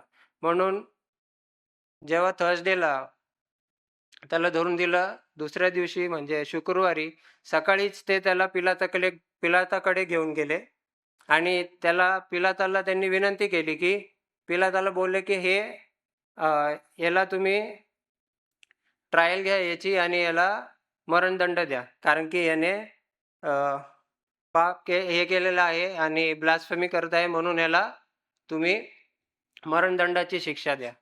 पण पिलाताने त्याची विचारपूस केल्यानंतर त्याला असं लक्षात आलं की येशू ख्रिस्ताने तर काहीच चुकीचं केलेलं नाहीये, काही गुन्हा केलेला नाहीये, तर याला मरणदंड देऊ शकत नाही, कारण की मरणदंड देण्यापात्र अशी काही चूक किंवा काही अपराध त्याने केला नव्हता. जेव्हा पिलाताने येशूला काही प्रश्न विचारले तेव्हा त्याने त्याचे काही उत्तर दिले नाही, कारण की तो त्या वधलेला घेऊन जाणाऱ्या कोकराप्रमाणे होता की तो शांत होता. त्याने कुठलंही त्याला असे उलट उत्तर दिले नाही किंवा स्वतःचा बचाव करण्यासाठी देखील त्याने काही प्रयत्न केला नाही की काही आपली स्वतःची सफाई दिली नाही, कारण की ज्या उद्देशाने प्रभू येशू ख्रिस्त या पृथ्वीवर आला होता तो पूर्ण करण्यासाठी हे सर्व काही घडले. तो पाहिजे तर आपल्या सफाईमध्ये बऱ्याच काही गोष्टी सांगू शकला असता आणि तिथून त्याची सुटका देखील होऊ शकली असती, परंतु त्याला जेव्हा विचारण्यात आले, त्याची चौकशी करण्यात आली तेव्हा त्याने मौन धरला. त्याने त्यांचे काही उत्तर दिले नाही. आणि पिलाताला देखील कळून आले होते की येशू ख्रिस्ताची याच्यामध्ये कुठलेही अपराध नाही आहे, तर हा निर्दोष आहे. म्हणून त्याने सुरुवातीला म्हटलं की, आणि जसं त्याला कळालं की हे गालिलातून आलेलं आहे, तर तो म्हटला की गालिल माझ्या हद्दीत येत नाही, तर याला हेरोदाकडे घेऊन जा. त्या काळामध्ये हेरोद देखील यरुशलेममध्ये होता, म्हणून ते त्याला हेरोदाकडे घेऊन गेले. हेरोद देखील हेरोदाने येशू ख्रिस्ताची कीर्ती ऐकली होती. त्याने त्याच्या चमत्काराबद्दल बरंच काही ऐकलं होतं. त्यामुळं त्याला देखील उत्सुकता होती की हा कोण मनुष्य आहे, याला मला पाहायचे आहे. त्याला असं वाटलं की येशू येईल तर मी त्याचे काही चमत्कार बघेल. त्यामुळं तो देखील उत्सुक होता येशू ख्रिस्ताला भेटण्यासाठी. आणि जेव्हा तो भेटला, त्याने देखील चौकशी केली. हेरोदाला देखील काही त्याच्यामध्ये दोष आढळला नाही. म्हणून त्याने परत पिलाताकडे पाठवून दिले. तर आपण बघतो पहिले धरून घेऊन गेले तेव्हा तो मुख्य याजकाच्या तिथं सॅनेड्रीनमध्ये होता. तिकडं ते ट्रायल झाली. मग त्याला पिलाताकडे घेऊन गेले. तिकडं देखील तो निर्दोष सापडला. म्हणून त्याने म्हटलं की हा माझ्या हद्दीत येत नाही आता. आणि लोक फोर्स करत होते की याला क्रूसपांगावर खिळवा आणि याचा मृत्यूदंड याला द्या. म्हणून त्याने स्वतःचा हात झटकून हेरोदाकडे पाठवून दिलं. पण हेरोदाने देखील त्याला निर्दोषच सांगितलं आणि तो म्हटले की याला परत पिलाताकडे घेऊन जा. तर मग ते परत पिलाताकडे घेऊन आले आणि त्या ठिकाणी नाईलाज असतो लोकांच्या दबावाखाली येऊन पिलाताला येशू ख्रिस्ताला त्याने म्हटले की मी ह्याला तुमच्या स्वाधीन करून देतो. आणि त्या काळामध्ये अशी पद्धत होती की त्या सणाच्या दिवसामध्ये कोणाला तरी सोडून द्यावं. तर ते म्हटले की आमच्यासाठी बरब्बाला सोडा आणि येशूला वधस्तंभावर द्या.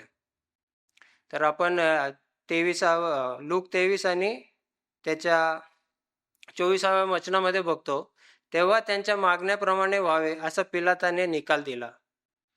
तर लोकांच्या दबावाखाली येऊन पिलाताने तो निकाल दिला की याला मी तुमच्या स्वाधीन करतो, तुम्हाला पाहिजे तर याला वधस्तंभावर तुम्ही घेऊन जा आणि वधस्तंभावर द्या.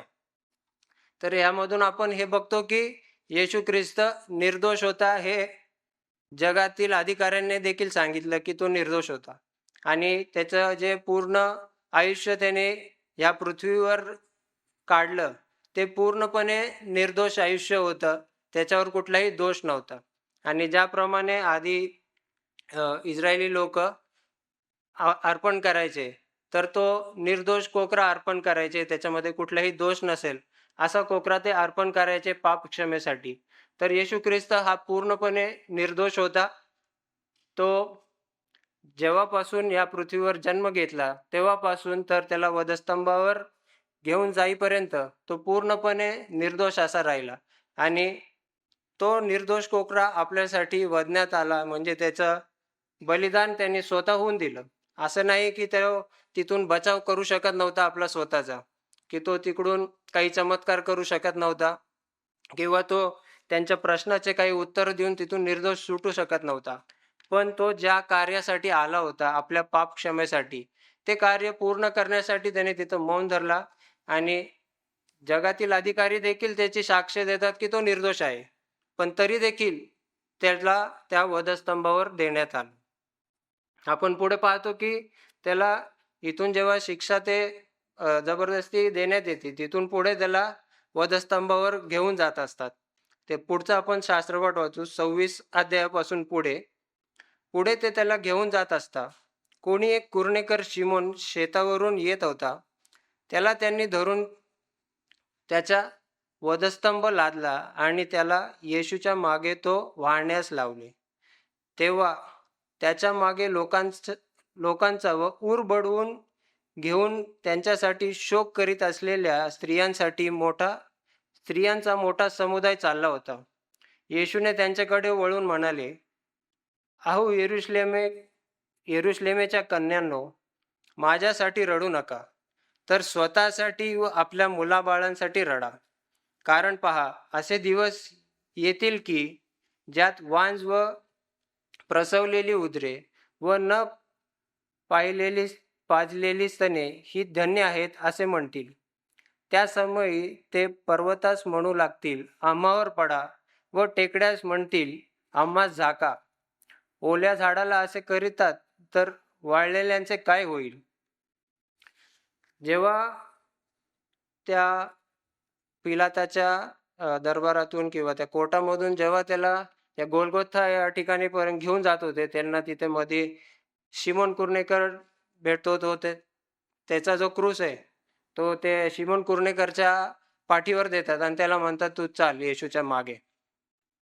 आणि गालिलापासून ज्या स्त्रिया, जे लोक येशूच्या मागे आले होते येरुशलेममध्ये, ते त्याचे खूप आधीपासून संदेश ऐकत होते, त्यांच्या मागे चालत होते. ते सर्व जे लोक आले होते ते हे सर्व पाहून दुःखी झाले होते, ते शोक करीत होते.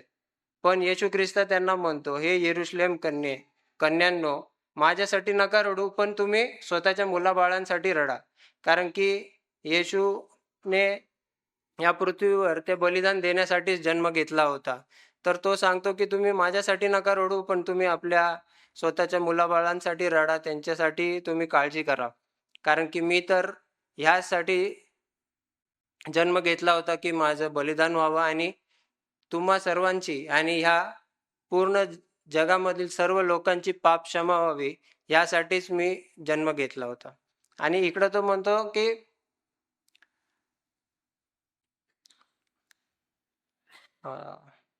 31व्या वचनामध्ये, ओल्या झाडाला असे करतात तर वाळलेल्यांचे काय होईल?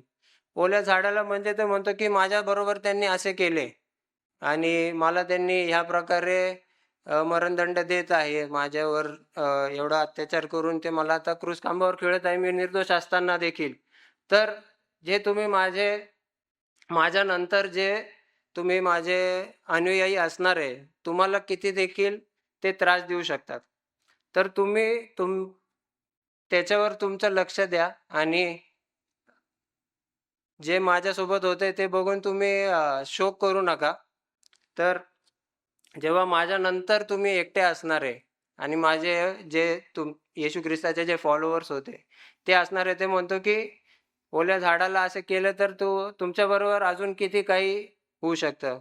आपण त्या त्रासाला जाण्यासाठी तयार आहोत का?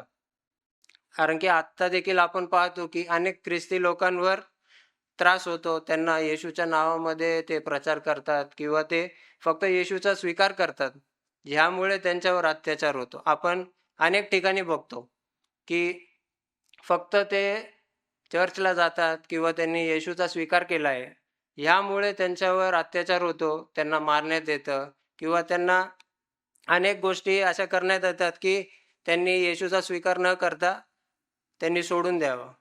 पण कित्येक लोक असे आहेत, ते खंबीर राहतात, ते त्या त्रासाला सहन करतात आणि ते येशूचा कधीही सोडून देत नाही. पण त्यांनी जो स्वीकार केलेला आहे तो ते धरून ठेवतात आणि ते येशूला कधी सोडत नाही. आपण देखील ह्या गोष्टीसाठी तयार राहिलं पाहिजे की जेव्हा केव्हा आपल्यावर देखील असा प्रसंग येईल की लोक आपल्यावर अत्याचार करण्यासाठी येतील, फक्त की तुम्ही येशूचे अनुयायी आहात, तुम्ही येशूचा स्वीकार केलेला आहे, ह्या कारणाने जर कधी तुमच्यावर छळ होईल, त्रास होईल, तर तुम्ही ते सहन करण्यासाठी तयार आहात का? तर येशू या ठिकाणी तेच सांगतो की ओल्या झाडाला असे करत आहात तर वाळलेल्यांचे काय होईल? तर असे प्रसंग आता आपल्याला पाहायला देखील मिळत आहेत की अनेक लोकांवर त्रास होत आहे आणि ते सहन करत देखील आहेत. तर आपण देखील ह्या गोष्टीसाठी तयार आहोत का की आपण ते सर्व सहन करू शकू? आणि आपण त्या गोष्टीसाठी तयार राहिलं पाहिजे, प्रार्थना केली पाहिजे की आपण अशा प्रसंगामध्ये आपण खंबीर राहू, आपण आपला विश्वास डळमळीत नाही होणार आणि आपण त्याच त्रासाला सहन करून आपण कधी येशूला सोडणार नाही. पुढे आपण पाहतो, जेव्हा नंतर ते कवटी म्हटलेल्या जागी आले, तेव्हा तेथे त्याला व त्या अपराध्यास एकाला त्याच्या उजवीकडे व एकाला डावीकडे असं वधस्तंभावर खिळले. आपण आत्ताच आधीच्या संदेशामध्ये पाहिलं की दोन अपराधी यांना येशू ख्रिस्ताच्या एकाला डावीकडे एकाला उजवीकडे असं खेळण्यात आलं आणि मध्ये येशू ख्रिस्ताला खेळण्यात आलं. त्या दोन चोरांमध्ये जे ती शिक्षा ते त्या शिक्षेस पात्र होते, पण येशू ख्रिस्त हा निरपराधी होता. तो त्या शिक्षेस पात्र नव्हता, तरी देखील त्याला त्या दोघांच्या मध्ये त्या वधस्तंभावर खिळलेलं होतं आणि लोक त्याची फार थट्टा मस्करी करत होते. आपण वाचूया मत्तय कृषीवर्तमान ह्याचा 27वा अध्याय आणि 27 वचन आणि पुढे.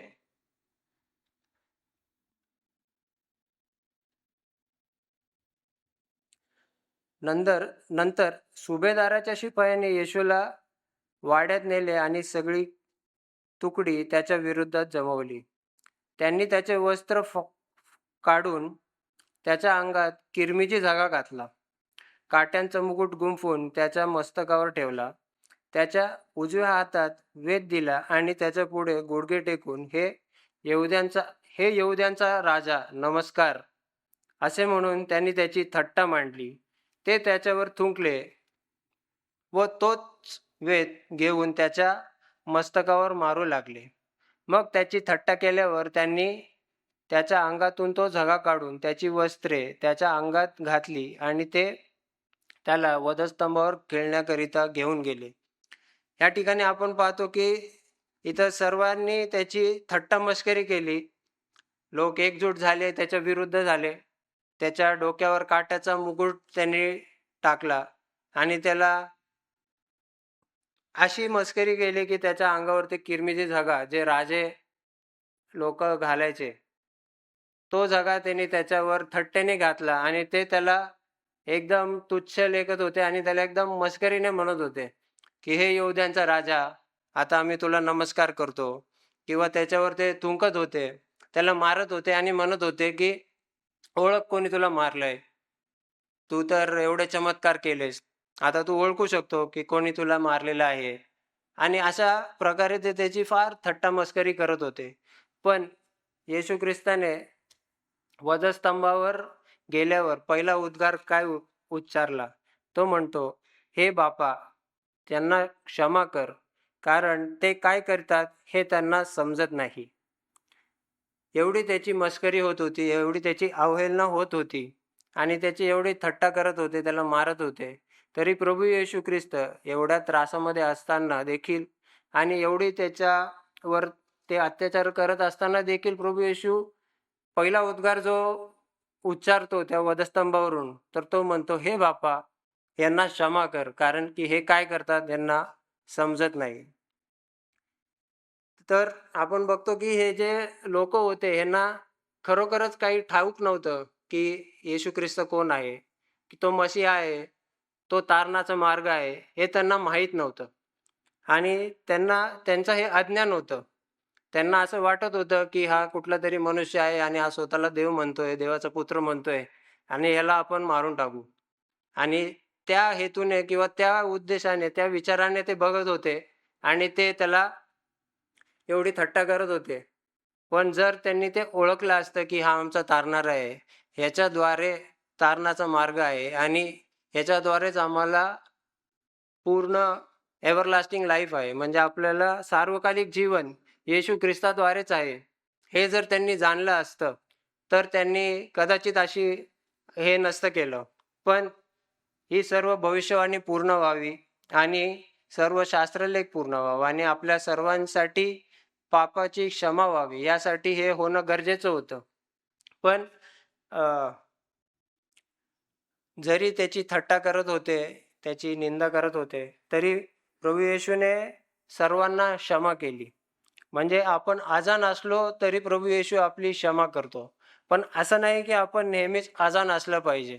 आपण आपल्या पापाची जाणीव आपल्याला व्हायला पाहिजे. आपण जर कुठल्या पापामध्ये आहो आणि आपल्याला त्याची जाणीवच नाही झाली आणि आपल्याला समजलंच नाही की ही गोष्ट पाप आहे, ही गोष्ट नाही केली पाहिजे किंवा कुठली गोष्ट आपल्याला केली पाहिजे प्रभू येशूसाठी किंवा आपल्या जीवन सुधारण्यासाठी आणि आपण ती करत नाहीये, तर ते आपलं अजाणपण आहे. पण आपल्याला ज्ञान कधी येतं, कसं प्राप्त होतं? जसं मागील संदेशामध्ये देखील ऐकलं की अ, देवाचे भय ज्ञानाचा उगम आहे. आपल्याला आपण जेव्हा वचन ऐकतो, सहभागितेमध्ये येतो, की आपल्याला ज्ञान हे वचनाद्वारे येतं. आपण जेव्हा वचन ऐकतो, जेव्हा आपण वचन वाचतो, तेव्हा आपल्याला पवित्र आत्मा ती टोचणी देतो आणि आपल्याला जाणीव होते. जेव्हा आपल्याला आपल्या पापांची जाणीव होते, तर आपण ते दुर्लक्ष कधीही नाही केलं पाहिजे. तर आपण पापांची क्षमा मागितली पाहिजे. आणि आपण जोपर्यंत सहभागितेमध्ये येत नाही, वचन ऐकत नाही किंवा आपण स्वतः वचन वाचत नाही दररोज आणि आपण त्याचं मनन करत नाही, तर आपल्याला कधी आपल्या पापांची जाणीव होणारच नाही. आपण ह्या लोकांसारखे अजाण असू आणि आपण त्या अजाणतेमध्ये असं नाही राहिलं पाहिजे, की आपल्याला खरा ख्रिस्त कोण आहे किंवा आपला तारणारा कोण आहे, हे समजतच नाही, असं अजाण आपण नसलं पाहिजे. तर आपण नेहमी वचनामध्ये, सहभागितेमध्ये आणि त्याच्या वचनाचे मनन करण्यामध्ये आपण सातत्य असलं पाहिजे, जेणेकरून आपल्याला आपल्या पापांची जाणीव होईल. पवित्र आत्मा आपल्याला टोचणी करतो आणि जेवढं आपण अधिक प्रार्थनेमध्ये असतो, तेवढं आपल्याला अधिक छोट्या-छोट्या गोष्टी देखील आपल्याला समजतात, की हे देखील पाप आहे, हे देखील पाप आहे, हे देखील सोडलं पाहिजे, हे नाही केलं पाहिजे. आणि असं आपण कमीत कमी, कमी-कमी पाप करत पुढं जायला पाहिजे. तर आपण अजाण नसलं पाहिजे आणि पुढं जाऊन आपण कमी पाप करत पुढं गेलं पाहिजे आणि क्षमा मागितली पाहिजे. पुढं आपण पाहूया, की हे तर अजाण असताना देखील प्रभू येशूने त्या लोकांना क्षमा केली आणि तो म्हटला, की "हे बापा, यांना क्षमा कर, कारण की हे काय करतात त्यांना ठाऊक नाही." पण पुढं आपण पाहतो, की जो चोर होता, त्याने काय केलं आपण वाचूया.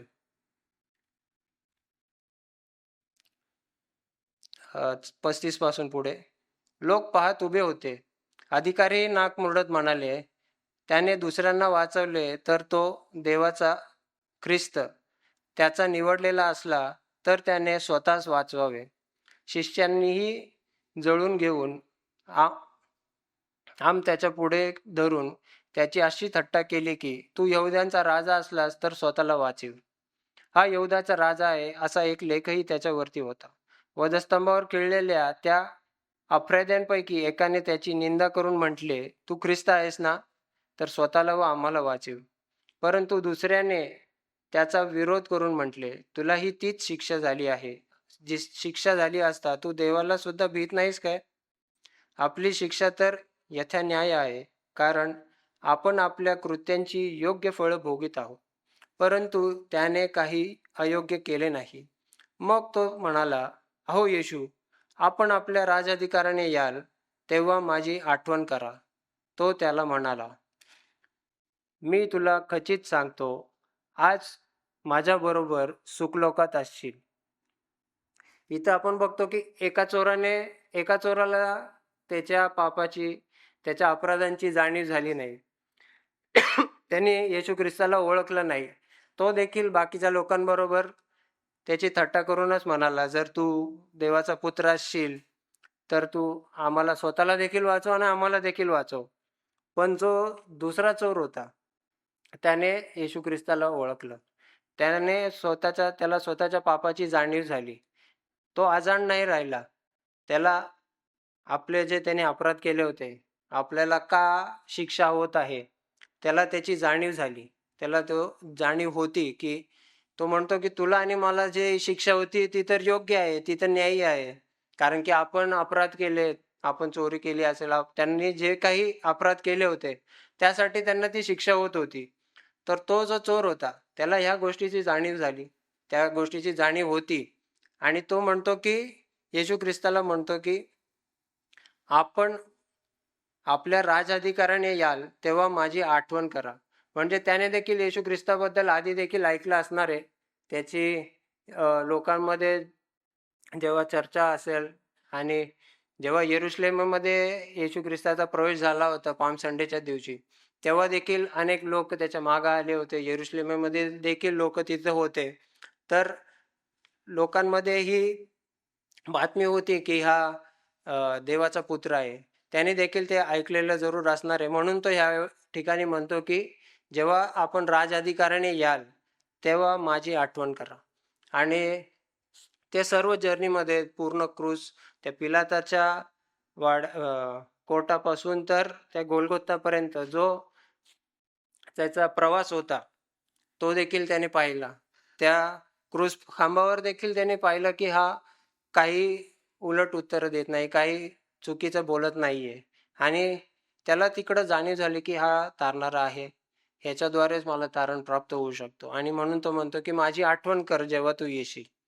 आणि प्रभू येशू ख्रिस्त त्याला त्या ठिकाणी म्हणतो की तो त्याला म्हणाला, मी तुला खचित सांगतो, तू आज माझ्याबरोबर सुखलोकात असशील. प्रभू येशू त्याला म्हणतो की आज तू माझ्याबरोबर सुखलोकात असशील. त्याने तिथं त्याच ठिकाणी क्षमा मागितली आणि प्रभू येशू म्हणतो की आज, आज तू माझ्याबरोबर सुखलोकात असशील. आज हा शब्द खूप महत्वाचा आहे. तो म्हणत नाही की उद्या किंवा तू अजून थोडं माझ्या काहीतरी चांगले काम केले असते, अजून तू काहीतरी चांगल्या गोष्टी केल्या असत्या, तर मी तुला क्षमा करेल किंवा अजून तू थोडं काहीतरी कर, तर मग तू माझ्याबरोबर सुखलोकात असशील किंवा उद्या परवा जेव्हा मी पुन्हा उठेल, तेव्हा तू माझ्याबरोबर सुखलोकात मी तुला घेऊन जाईल. नाही, तो म्हणतो की आज तू माझ्याबरोबर सुखलोकात असशील. ज्या क्षणी आपण आपल्या पापांची कबुली देतो, ज्या क्षणी आपण आपले पाप कबूल करून प्रभू येशू ख्रिस्ताकडे क्षमा मागतो आणि त्याच्या पुढे येतो आणि आपण पश्चाताप करतो, त्याच क्षणी प्रभू येशू म्हणतो की तू आज माझ्याबरोबर सुखलोकात असशील. म्हणजे आपल्याला स्वतःला काही कर्म करायची गरज नाही, कृत्य करायची गरज नाही, काही चांगल्या गोष्टी करायची गरज नाही. तर ज्या क्षणी आपल्याला आपल्या पापांची जाणीव होते, आपण त्या पापांची क्षमा मागतो आणि असं आपल्या मनामध्ये ठरवतो की आजपासून मी माझं जीवन प्रभू येशूला देत आहे. मी पाप करणार नाही. मी पापरहित जीवन जगेल. आणि आपण क्षमा मागतो, पश्चाताप करतो आणि येशू ख्रिस्ताला हा देवाचा पुत्र आहे असे जाणतो आणि असा आपण स्वीकार करतो. त्या क्षणी आपलं तारण झालं आहे. त्या क्षणी आपल्याला तो सार्वकालिक जीवन देत आहे. आपल्याला त्यासाठी मेहनत किंवा काही कर्म नाही करावे लागेल. तर प्रभू येशूने त्या क्रुसावर आपल्यासाठी मोल दिलेलं आहे आणि त्याद्वारे आपल्याला तारण प्राप्त झालेलं आहे. प्रभू येशू ख्रिस्ताच्या या बलिदानाद्वारे आपल्याला तारण प्राप्त झालेलं आहे. ना की आपण काही दानधर्म केले, काही चांगल्या गोष्टी केल्या, आपण लोकांची मदत केली किंवा अजून दुसरं काही गोष्टी आपण केल्या. त्याद्वारे आपल्याला तारण प्राप्त नाही झालेलं आहे. तर प्रभू येशू ख्रिस्ताच्या ह्या बलिदानाद्वारे आपल्याला प्राप्त झालेलं आहे. त्या चोराने ते समजून घेतलं. त्याला त्याच्या पापाची जाणीव झाली. तो तिथं म्हणतो तो तिकडं त्याला म्हणतो, की तुम्ही जेव्हा अधिकाराने याल, तेव्हा माझी आठवण करा आणि तो म्हणतो, की आज तू माझ्याबरोबर सुखलोकात असशील. कारण की त्याने तिथं पश्चाताप केला. त्याने स्वतःच्या पापांची कबुली केली आणि येशू ख्रिस्ताला असं तारणारं म्हणून त्याने स्वीकार केला. त्यामुळे प्रभू येशू ख्रिस्त त्याला त्या क्षणी म्हणतो, की आज तू माझ्याबरोबर सुखलोकामध्ये असशील. आपण याच्या उलट बघतो, की यहुदाने येशू ख्रिस्ताला धरून दिलं. तुम तर आपल्या सर्वांना असं वाटतं, की यहुदा त्याचा शिष्य होता. ह्याने का धरून दिलं?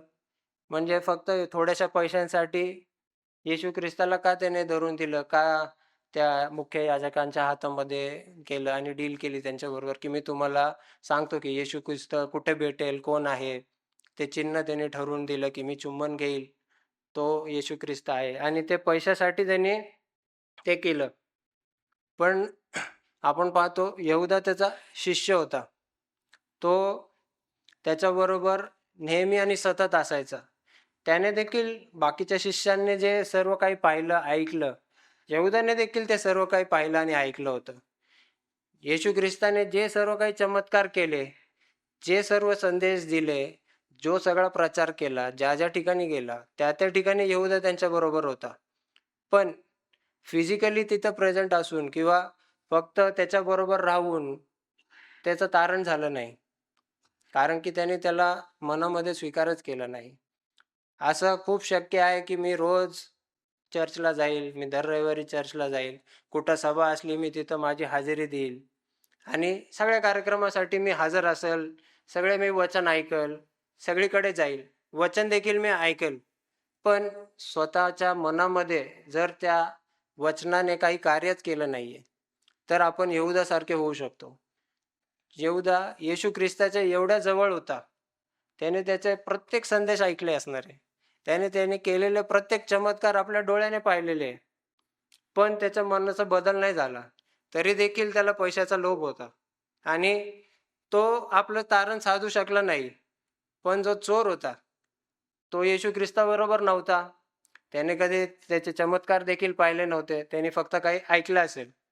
पण त्याने येशू ख्रिस्ताला आपला तारणारा स्वीकार केला आणि त्याने त्याच्या पापाची क्षमा मागितली. त्यामुळं त्याला येशू ख्रिस्ताने सार्वकालिक जीवनचा प्रॉमिस केला आणि त्याला तो घेऊन गेला. पण यहूदा त्याच्याबरोबर पूर्ण काळ येशू ख्रिस्ताची पूर्ण मिनिस्ट्रीचा काळ तो त्याच्याबरोबर होता. पण त्याला हे समजू शकलं नाही किंवा त्याला खरोखर समजलं नाही की हा देवाचा पुत्र आहे, हा तारणारा आहे आणि ह्याच्याद्वारेच सार्वकालिक जीवन आहे. हे त्याला नाही समजू शकलं, जरी देखील तो त्याच्याबरोबर सतत होता. आपल्याबरोबर देखील असं होऊ शकतं, की आपण वरवरच्या सर्व गोष्टी करत असू. चर्चला जाणं, बाकीच्या सभाला जाणं, प्रार्थना मीटिंग अटेंड करणं किंवा वर्शिप जिकडे असेल तिकडे जाणं. पण आपण जर आपल्या मनामध्ये तो स्वीकार केलेला नाही आणि आपल्या मनामध्ये आपल्याला जर टोचणी लागत नाही आणि आपण आपलं अंतःकरण बदलत नाही, तर ह्या सर्व गोष्टी व्यर्थ आहेत. कारण की आपण बघतो जेव्हा आपण वचन वाचू, मत्तई याचा 27 अध्याय आणि 3रं वचन.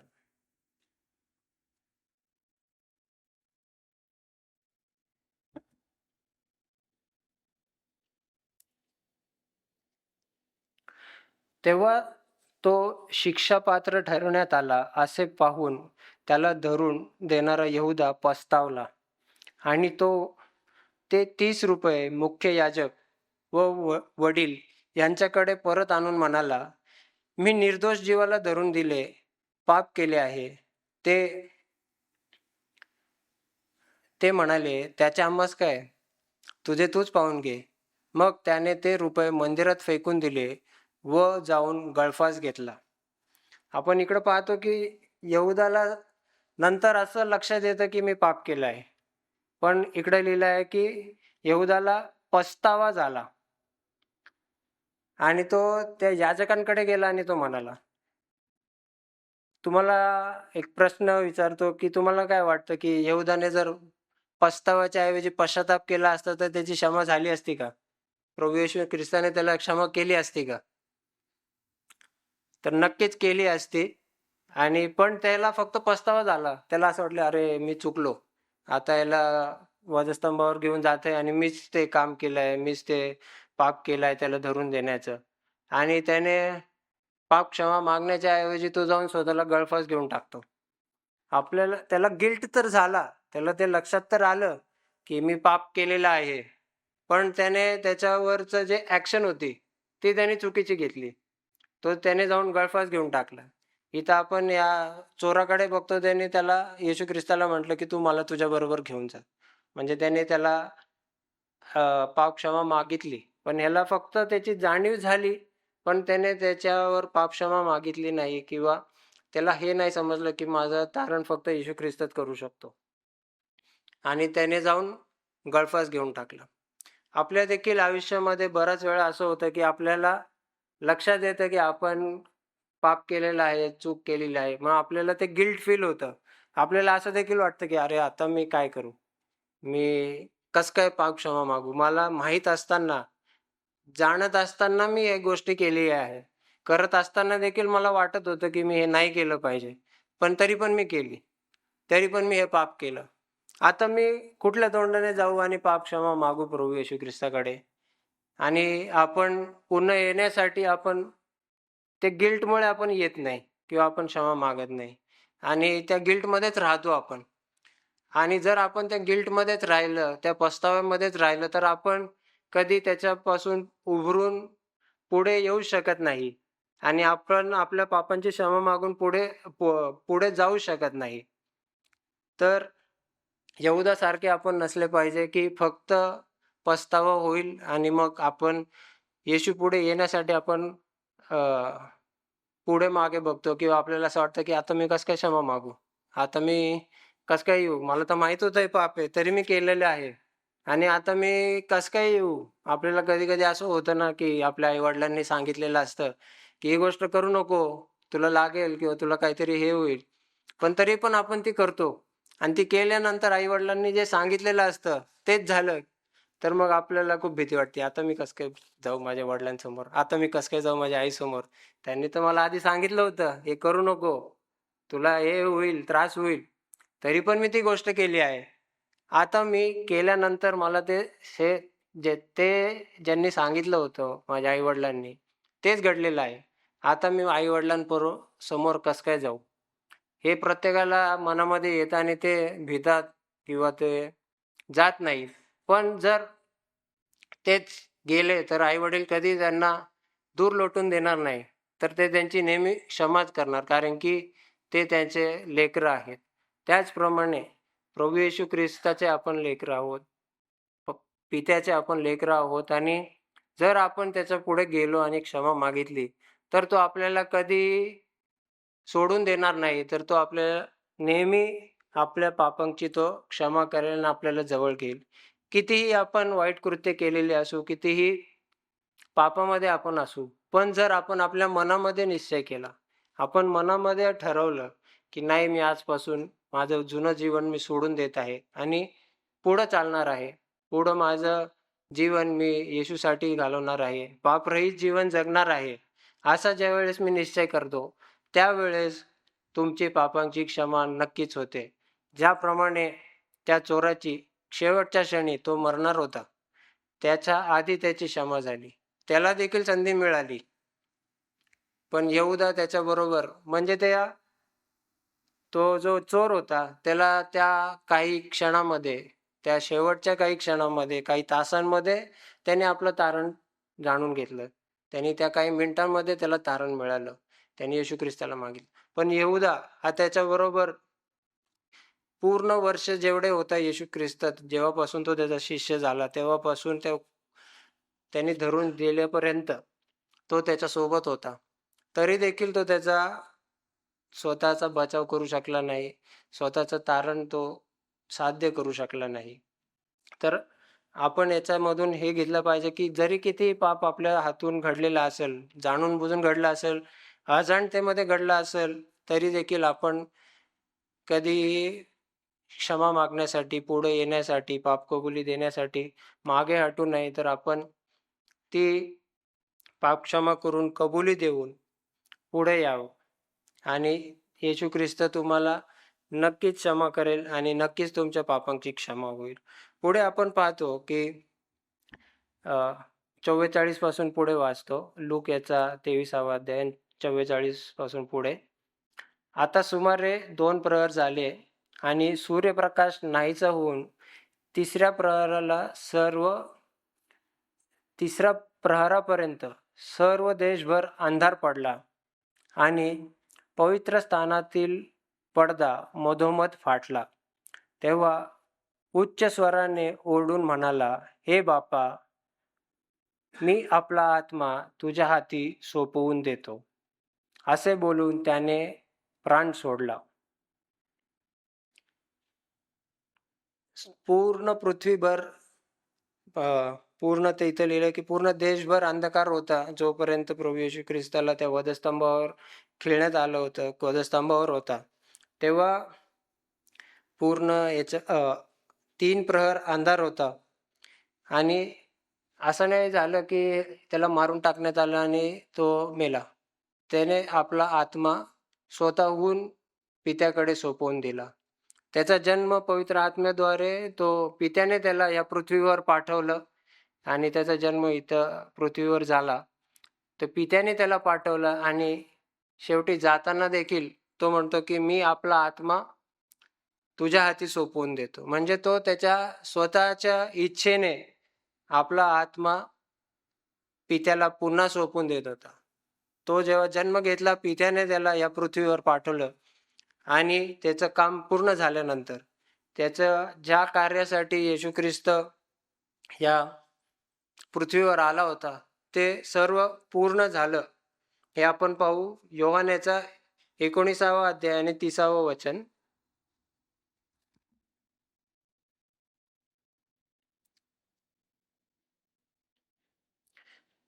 येशूने आम घेतल्यानंतर पूर्ण झाले आहे असे म्हटले आणि मस्तक लावून आपला आत्मा समर्पण केला. इथं म्हणतो की येशू ख्रिस्त म्हणतो की पूर्ण झाले आहे, म्हणजे ज्या कार्यासाठी येशू ख्रिस्त ह्या पृथ्वीवर जन्म घेतला होता ते पूर्ण कार्य आता पूर्ण झालेलं आहे. तो आम्हासाठी बलिदान देण्यासाठी आमच्या पापक्षमेसाठी आला होता आणि त्याच्या बलिदानाद्वारे आपल्याला आणि सर्व लोकांना पापक्षमा मिळणार होती. ते कार्य आता पूर्ण झालं होतं, म्हणून तो म्हणतो की पूर्ण झाले आहे. त्याचं जे काही त्याला ज्या कार्यासाठी पाठवलं होतं पृथ्वीवर तेच कार्य सर्व पूर्ण झालं होतं आणि तो म्हणतो की आता पूर्ण झाले आहे. आणि तो म्हणतो पूर्ण झाले आहे तेव्हा तो पडदा फाटतो आणि आता आपण देखील डायरेक्ट प्रभू येशू ख्रिस्ताकडे मागू शकतो. कुठल्याही याजकाची गरज नाही. पूर्ण झाले आणि त्यानंतर तो आपला आत्मा प्रभू येशू म्हणतो की मी आपला आत्मा सोपवून देतो पित्या तुझ्या हातामध्ये. तर सर्व कार्य पूर्ण झाल्यानंतर जे 3.5 वर्ष त्याची सेवा आणि त्याच्या आधी पूर्ण जन्मापासून ते त्याच्या ह्या समयापर्यंत जे सर्व कार्य त्याला नेमून देण्यात आलं होतं ते त्याने अगदी तंतोतंत आणि चांगल्या रीतीने पार पाडलं. त्याने अनेक चमत्कार केले, अनेक लोकांच्या जीवनामध्ये कार्य घडलं आणि जे मुख्य कार्य होतं की आमच्या पापांसाठी, म्हणजे असं आहे की पापाचे वेतन मरण आहे. म्हणजे आपण सर्वांनी पाप केलेलं आहे तर आपल्याला मरणदंड आहेच. पण माझ्या जागी प्रभू येशू ख्रिस्ताला ती शिक्षा झाली. तुम्ही विचार करा, जर तुम्ही कुठली काही चूक केली असेल आणि त्याची तुम्हाला शिक्षा होणार आहे किंवा तुम्हाला कुठल्याही गोष्टीमुळे तुम्हाला तुरुंगामध्ये किंवा तुम्हाला कुठल्याही गोष्टीची शिक्षा होणार आहे आणि दुसरा एक व्यक्ती येऊन म्हणतो की नाही नाही त्याला नका शिक्षा देऊ, त्याच्या जागी मला द्या. तुम्हाला तो किती आनंद होईल किंवा तुम्ही त्याच्यासाठी किती कृतज्ञ असाल की मला होणार होती ती शिक्षा, मी ही पाप केलेलं आहे, मी चुकलेलो आहे, पण माझ्या जागी दुसरा म्हणतो की मी याची शिक्षा भोगणार. ह्याच्या जागी तुम्ही मला ती शिक्षा द्या आणि ह्याला सोडून द्या, ह्याला मुक्त करा. आणि मी त्या व्यक्तीला ओळखत देखील नसेल किंवा मी त्याच्यासाठी काही काम केलेलं नसेल किंवा मी त्याची काही मदत केलेली नाही, तरी देखील तो येऊन म्हणतो की तुम्ही याला सोडून द्या, ह्याचं जी पण शिक्षा आहे ती मी भोगल आणि याला मुक्त करून टाका. या सर्व ह्याच्या अपराधांपासून याला सुटका द्या आणि जी पण शिक्षा आहे ती मी भोगणार. प्रभू येशू ख्रिस्ताने हे आपल्यासाठी केलेलं आहे. आपण काही चांगले काम केले नव्हते किंवा कुठल्याही गोष्टीने आपण अर्न करू शकत नाही, पण प्रभू येशू ख्रिस्त ते विदाउट अर्निंग त्याने आपल्याला ग्रेस दिलेली आहे आणि हे तारण दिलेलं आहे. आपल्याला फक्त त्याच्यावर विश्वास ठेवायचा आहे.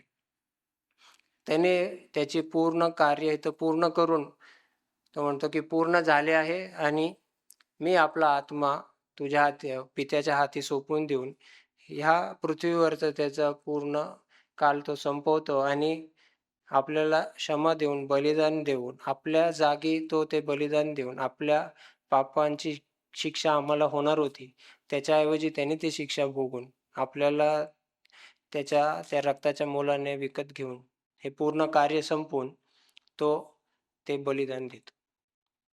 थँक्यू. ही वेळ आहे आजच्या दिवसातला जो शेवटचा संदेश, तिसरा संदेश ऐकण्याची. त्यासाठी मी विनंती करते प्रोफेसर प्रवीण हिवाळे हे पुढे येतील आणि आपल्याला पुढच्या संदेशाकडे घेऊन जातील. अभी मैं जब कुछ बोलने वाला था तो लास्ट में जो बोलता है उसको हमेशा ये देखना पड़ता है कि कुछ तो नया बोले। और ब्रदर हर्षद लोखंडे उन्होंने सच में बहुत अच्छा संदेश दिया 3 क्रूस के बारे में। और बहुत ही अ, अच्छा मैसेज हमें मिला है उसके बारे में। और मैं आशा रखता हूँ कि वो हमें याद में रहेगा, वो 3 क्रूस की जो अलग अलग मैसेज था उसका, कि एक क्रूस किसके बारे में है? उद्धार या रिडेम्पशन के बारे में, जो यीशु का क्रूस था। दूसरा क्रूस था जो रिबेलियन यानी जो बंडखोरी करता है, अभी हिंदी में क्या बोलते मुझे पता नहीं, रिबेल करने के लिए। तो वो दर्शाता है जो लोग परमेश्वर का नहीं सुनते, सब जानकर भी वो सिर्फ चिन्ह मांगते हैं, चमत्कार चाहिए उनको लेकिन अधीनता नहीं चाहिए। परमेश्वर को शरण नहीं आते, सिर्फ चिन्ह मांगते रहते। तो ऐसे लोगों को दर्शाता है। और तीसरा क्रूस हमने देखा कि वो किसके बारे में है? रिपेंटेंस के बारे में। और जो वो तीसरा एक जो चोर था, दूसरा चोर, उसने जो पश्चाताप किया, उसने परमेश्वर को वो अधीन आया, उसने अपने पाप भी कबूल किए और वो परमेश्वर के ऊपर उसने भरोसा किया, उसने ईमान रखा। और उसके लिए वो उसी दिन उसको जो आत्मिक जीवन था, जो सार्वकालिक जीवन था, वो उसे मिला। तो ये बहुत ही सुंदर संदेश हमने देखा। और फिर ब्रदर अक्षय ने जो हमें बहुत ही अलग अलग जो बातें आज हुई तो सब उन्होंने समझाई। और एक बात मुझे बहुत पसंद आई कि उसने कहा कि यहूदा इस्करियोत जो था वो हमेशा यीशु के साथ था, है ना, हमेशा उसके साथ रहता था, हमेशा उसके साथ चलता था। सभी संदेश यीशु के यहूदा ने सुने रहेंगे, वो इतना करीब था। लेकिन आखिर में वो उसने जो उसे मिलना चाहिए था, चेला रहकर भी वो उसका नाश हो गया। लेकिन हमने देखा कि जो चोर था शायद पूरी जिंदगी उसने ऐसे बिताई रहेगी और आखिरी जो क्षण था उसमें वो प्रभु के अधीन आया, उसने पश्चाताप किया और हमने देखा कि उसको जीवन प्राप्ति हो गई, है ना। तो ये कितना अद्भुत है और ये ध्यान देने के जैसा है कि ऐसा भी हो सकता है कि 3.5 साल हम यीशु के साथ रहते लेकिन आखिरी में हमारा नाश हो रहा है। और एक चोर जो आखिरी घंटे शायद वो यीशु के साथ था उसके जीवन के, लेकिन वो आखिरी घंटों में उसने अपना उद्धार पा लिया। तो ऐसा हो सकता है। तो वो मुझे मतलब ध्यान में आया और सच में दोनों के लिए मैं प्रभु को धन्यवाद देता हूँ कि उन्होंने जो उनको मौका मिला उससे पूरे मंडली को आशीषित किया। तो अभी मैं सोच रहा था ये पॉइंट पे बोलूंगा, वो पॉइंट पे बोलूंगा और सब अक्षय ने सब ले लिए तो मैं अभी कुछ संदेश नहीं देने वाला हूँ।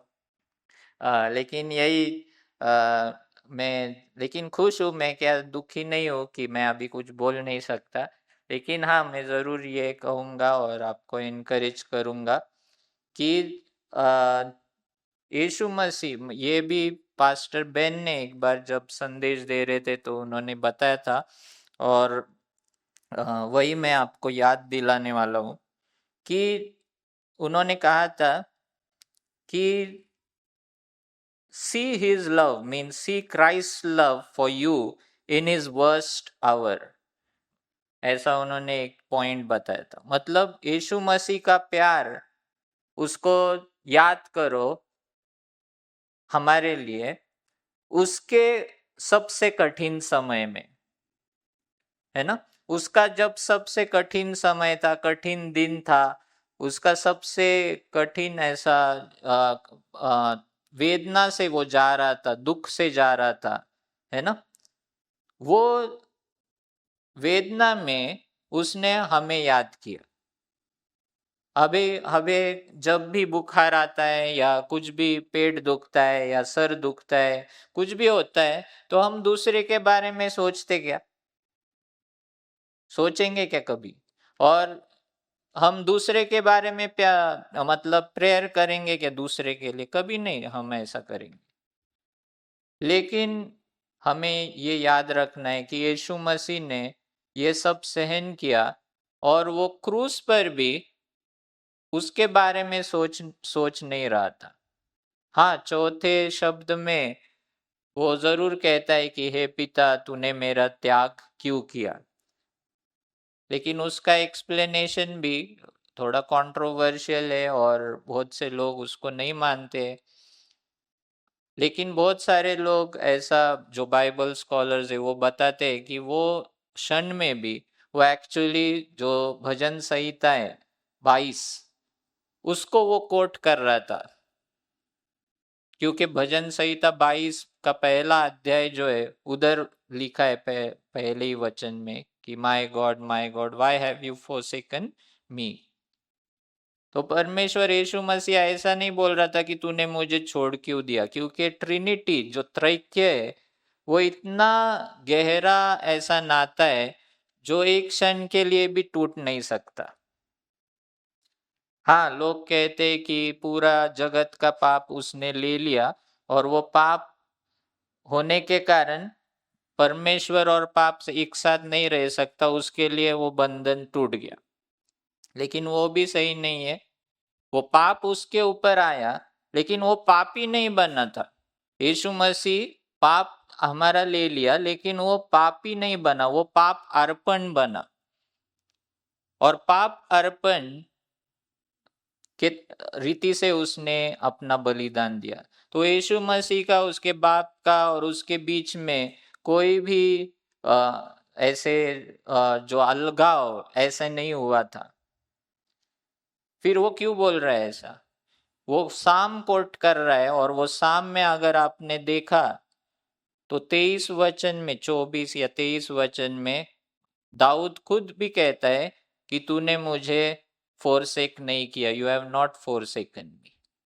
लेकिन वो परिस्थिति ऐसी थी, और हम जानते हैं कि यीशु मसीह खुद भी एक 100% आदमी भी था, ह्यूमन भी था।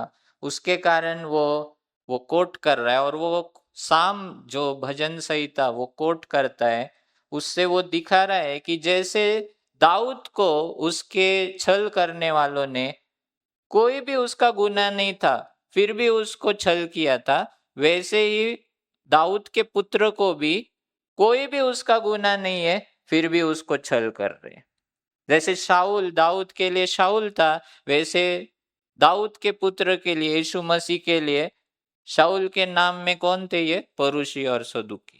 ये कोई भी उसका गुनाह नहीं था, फिर भी उसको छल कर रहे थे, और वो दिखा रहा था। और मैं ये कहना चाहता हूं कि परमेश्वर हमारे बारे में सोच रहा था।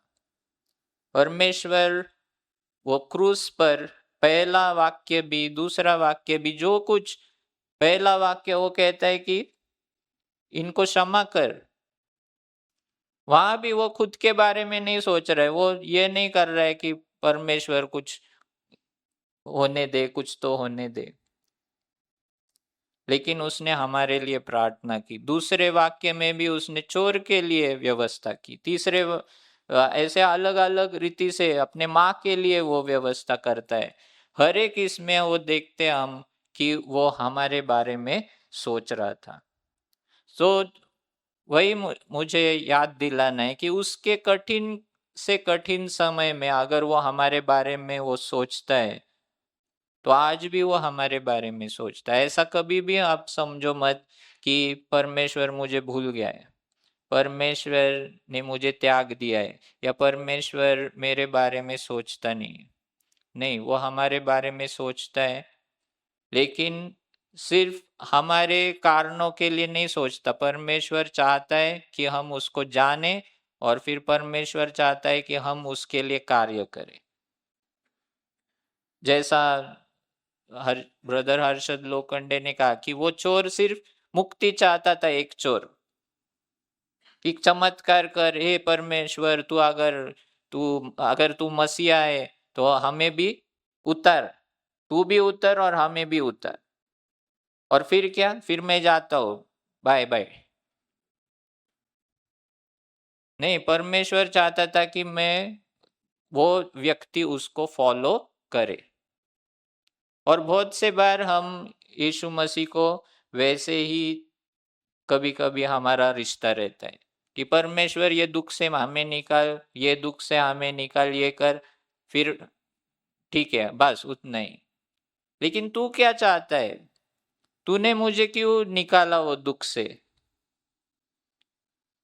तू मेरे जीवन से क्या चाहता है? मैं कैसे बर्ताव करूं? मैं कैसे चलूं? मैं कैसे तेरा उद्देश्य पूरा करूं? उसको हम अधीन होते हैं क्या? तो वो चोर के तरह हम नहीं रहे कि सिर्फ हम हमारे वेदनाओं से, हमारे संकट से हम मुक्ति चाहते और फिर अपना अपना काम करना चाहते।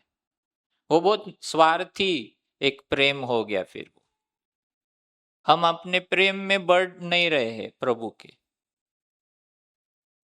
लेकिन आज वही मैं देखना चाहता हूँ कि उसके कठिन से कठिन समय में उसने हमें याद किया, तो वो हमारे बारे में आज भी याद करता है और आज भी वो हमारे लिए प्रार्थना कर रहे हैं, मध्यस्थी कर रहे हैं, हमारे आत्मिक जीवन के लिए, हमारे हर दिन के जीवन के लिए वो प्रार्थना कर रहे हैं।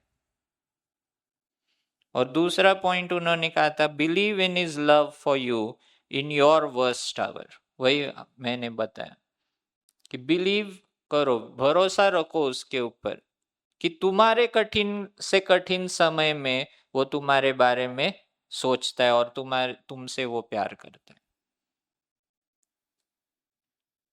और मैं यही कहना चाहता हूँ कि यीशु मसीह ने अपना खुद का जो मरण है वो पूरा प्लान किया था।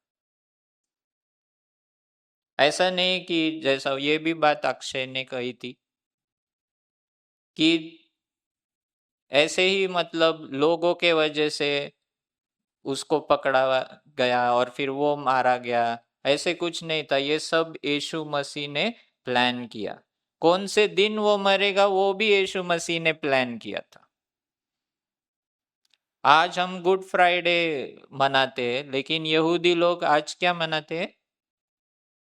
पास ओवर, वलांडन सन जो बोलते हैं हम, है ना, फसह का पर्व हिंदी में। तो ये पास ओवर जो हम पुराने नियम से देखते हैं, वो उनका यहूदी लोगों का आज पर्व है। और पॉल कहता है कि यीशु मसीह हमारा पास ओवर लैम्ब है। यीशु मसीह वो फसह का जो मेमना है वो है, वो बना, उसके लिए उसने प्लान किया ये सब। और उसके भविष्यवाणी भी थे, वो सब पूरा करने के लिए यीशु मसीह ने ये सब प्लान किया है। अगर उसका पहला आना प्लान से था, उसका मरना प्लान से था, तो उसका जो दूसरा आना है वो भी प्लान के अनुसार होगा। तो मैं यही कहना चाहता हूँ कि मनुष्यों के वजह से या मनुष्य के बातों से, उनके प्लान से यीशु मसीह क्रूस पे नहीं गया। यीशु मसीह खुद ने अपना मरण प्लान किया था। वो डरा नहीं, वो भागा नहीं। अगर वो यरूशलेम में आता भी नहीं था, लूक 9वां अध्याय और 57 वर्ष, 57 जो वचन है, उसमें उधर लिखा है कि he resolutely set his face in the direction of Jerusalem. उसने अपना मुख यरूशलेम की तरफ उसने देखा और उधर से वो यरूशलेम की ओर जाने के लिए उसने निश्चय किया। अगर वो प्रॉब्लम से दूर रहना चाहता था ना, अगर वो चाहता था तो उसका मरण वो अवॉइड कर सकता था, मृत्यु से वो भाग सकता था। उसको सिर्फ क्या करना था, यरूशलेम में नहीं आना था। अगर वो यरूशलेम नहीं आता तो उसको पकड़ते नहीं थे, उसको क्रूस पे चढ़ाते नहीं थे। लेकिन उसने सब प्लान किया और वो डरा नहीं, क्योंकि वो हमारे बारे में सोचता था और उसके लिए वो आया। 6 दिन पहले उसकी बहुत स्तुति हो गई, बहुत उसको उठाया, लोगों ने जय जयकार किया।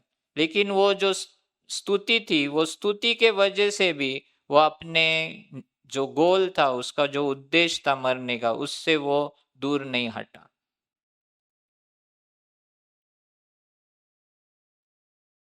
जैसा वो पास ओवर लैम रहता है, उसको पहले चुनते हैं, उसको परखते हैं, वो परख के होने के बाद उसको अर्पण किया जाता है।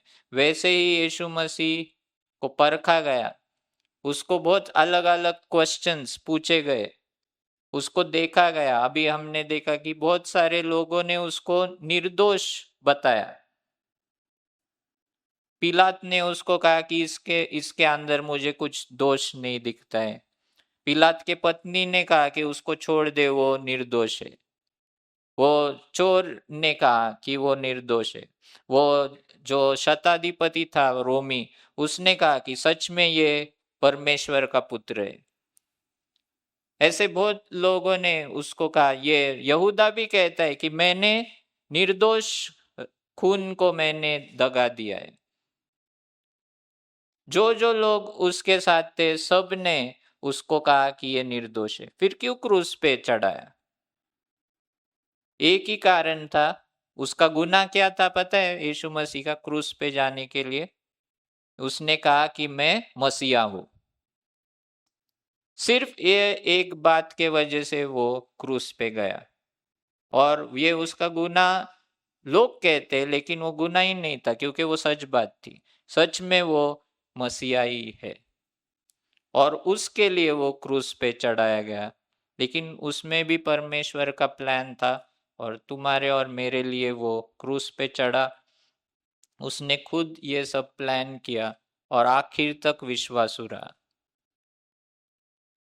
और जैसा हमने सुना भी कि वो निर्दोष होने के कारण वो पर्दा फटा, वो राह बनी, स्वर्ग में उसका बलिदान स्वीकार हो गया।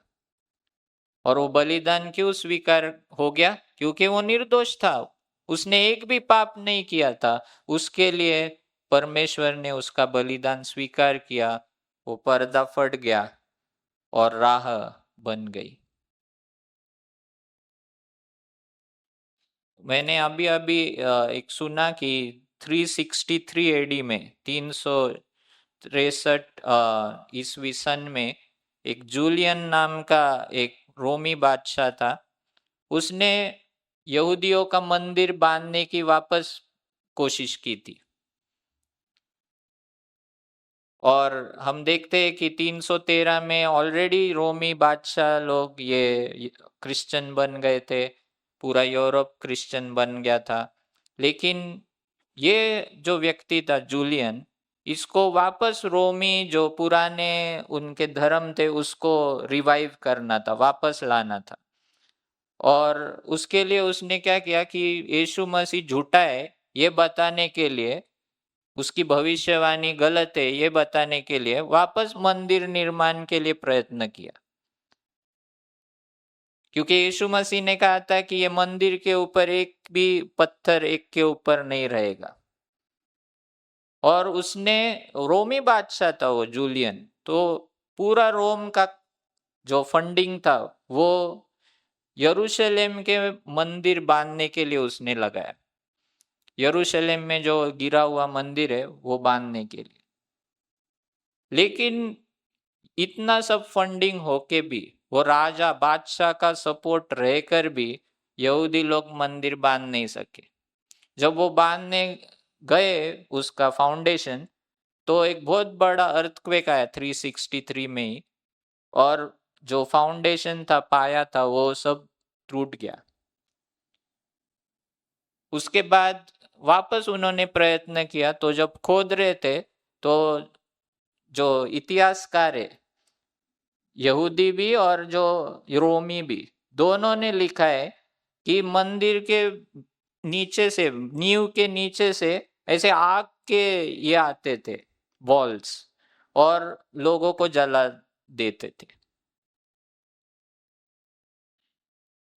और फिर ये इतना सब होने के बाद जो आसमान है, आसमान में भी कुछ चिन्ह दिखाई दिए, क्रूस के वगैरह, और उससे वो लोग डर गए, जो बांध बांध काम करने वाले थे, वो डर गए कि ये हम बांध नहीं सकते, कुछ तो अलौकिक या हो रहा है। और फिर कुछ ही महीने के बाद ये जूलियन मर गया युद्ध में, और तब से लेके बाद में भी कितने तो भी साल किसी ने वो ढाढ़स नहीं किया कि उधर मंदिर बांधे। और आज तक हम देखते हैं कि अभी तो उधर कुछ अलग चीज है, और अभी तक उधर मंदिर बांधा नहीं गया है, क्योंकि यीशु मसीह ने कहा था कि तुमने अगर ये दिन को, अगर आप पहचान लेते कि मैं तुम्हारे लिए आया हूं, लेकिन तुमने नहीं जाना हो, उसके लिए अभी तुम्हारा घर, तुम्हारे लिए वो नाश हो जाएगा, ऐसा वो कहता है। मेरा, पहले वो मेरा घर कहता था मंदिर को, लेकिन बाद में वो कहता है your house is left desolate to you, क्योंकि हम अभी परमेश्वर के मंदिर है, और हमारे लिए वो आया। वो पर्दा फट गया, ऊपर से नीचे फट गया, उसने राह बनाई, उसने परिपूर्ण बलिदान वो हो गया, और उसके वजह से हम परमेश्वर के मंदिर हो गए। और अगर हम परमेश्वर के मंदिर है तो हमें शुद्ध रहना चाहिए, हमें उसका सानिध्य, उसका प्रेजेंस लेके हमें चलना चाहिए। ये मैं प्रथम मेरे लिए कहता हूँ। और उसने जो बलिदान दिया, उसने जो सहन किया, यीशु मसीह की दाढ़ी नोची गई, उसके ऊपर थूका गया, ये सब उसने सहा सिर्फ हमारे लिए। तो वो हमारे बारे में सोचता है, हमको ध्यान में रखते हुए उसने सब सहन किया, और हम भी ये सब ध्यान में रख के उसके लिए हम सहन करते रहे, हम उसके लिए जीते रहे, और इस मंदिर को हम शुद्ध रखे। यही मैं कहना चाहता हूँ। और मैं धन्यवाद देता हूँ कि परमेश्वर उसके लोगों को यूज करता है, और जो कुछ संदेश हमें मिला है सबके द्वारा, उसके लिए प्रभु की महिमा हो। और हम ये संदेश को सिर्फ सराहना नहीं करें, लेकिन हमारे जीवन में वो कार्य करने वाला हो, हमें सही मार्ग पर लाने वाला हो, इसके लिए हम प्रार्थना करेंगे। हे परमेश्वर, मैं तुझे धन्यवाद देता हूँ इस समय के लिए और तेरे बलिदान के लिए। और तू हमारे बारे में सोचता है, तेरे कठिन से कठिन समय में, तेरे क्रूस पर जब तू बहुत ही पेन में जब तू था, तब तूने हमारे बारे में सोचा, और आज भी वो तू सोचता है परमेश्वर। उसके लिए हम तुझे धन्यवाद देते, तेरे बलिदान के लिए, तेरे मार्ग तैयार करने के लिए, और हमें वो जीवन देने के लिए परमेश्वर, हम तुझे धन्यवाद देते हैं। वो पाप क्षमा जो तूने हमारे लिए खरीद कर ली परमेश्वर, उसके लिए मैं तुझे धन्यवाद देता हूँ। हम हमेशा इसके ऋणी रहे परमेश्वर, उसके लिए मैं प्रार्थना करता हूँ। इस दिन के लिए, इस सभा के लिए मैं तुझे धन्यवाद देता हूँ। यीशु मसीह के नाम में मैं प्रार्थना करता हूँ। आमीन। Thank you so much Praveen sir या सुंदरशा संदेशासाठी. खरंच परमेश्वराच्या नावाला धन्यवाद देऊया की त्यांनी आज आपल्यासमोर इतके सुंदर संदेश देणारे सेवक आपल्यासमोर आणले आणि त्यांच्याद्वारे आपल्याला खूप छान संदेश ऐकायला मिळाला. आपण बघतो की येशू ख्रिस्ताने जो काही त्रास सहन केला, जो त्याग केला, जे प्रीती केली, त्याचा उद्देश एकच होता की आपल्याला आपल्या पापांपासून मुक्ती मिळावी आणि आपला उद्धार व्हावा. पण झालंय कसं ना, की आपल्याला 10 मिनिटात डिलिव्हरीची सोय उपलब्ध झाली आहे आणि आपण अपेक्षा तीच ठेवतो. आपण आपली प्रार्थना त्याला एक ॲप बनवलंय, की ज्याच्या कार्टमध्ये आपण आपले एक-एक डिमांड टाकतो आणि विचार करतो, की आता मी ही प्रार्थना केली आहे. माझ्या प्रार्थनेच्या कार्टमध्ये ह्या डिमांड टाकल्यात आणि ते लवकरात लवकर त्याची डिलिव्हरी व्हावी. तर एक लक्षात ठेवूया, येशू ख्रिस्त हा डिलिव्हरी बॉय नाहीये. तो आपला उद्धारकर्ता आहे, तो आपला तारणकर्ता आहे आणि त्याला त्याचप्रमाणे आपण ट्रीट केलं पाहिजे आणि विश्वासाद्वारे आणि आपल्या योग्य कृतींद्वारे देखील, नुसता विश्वास नाही तर योग्य कृतींद्वारे देखील आपण त्याला आपला उद्धारकर्ता म्हणून स्वीकारलं पाहिजे. धन्यवाद देऊया या संपूर्ण सभेसाठी, या संपूर्ण वेळेसाठी, की जे इतक्या सुंदररित्या परमेश्वराने आजची भक्ती चालवली आणि आपल्या सर्वांना इथे बसण्यासाठी सहाय्य केलं. ही वेळ आहे शेवटच्या सत्रात जाण्याची आणि मी बिशप अंकलला विनंती करते, डॉक्टर बिशप जोसेफ हिवाळे हे पुढे येतील आणि शेवटची प्रार्थना आणि आशीर्वाद आपल्याला देतील.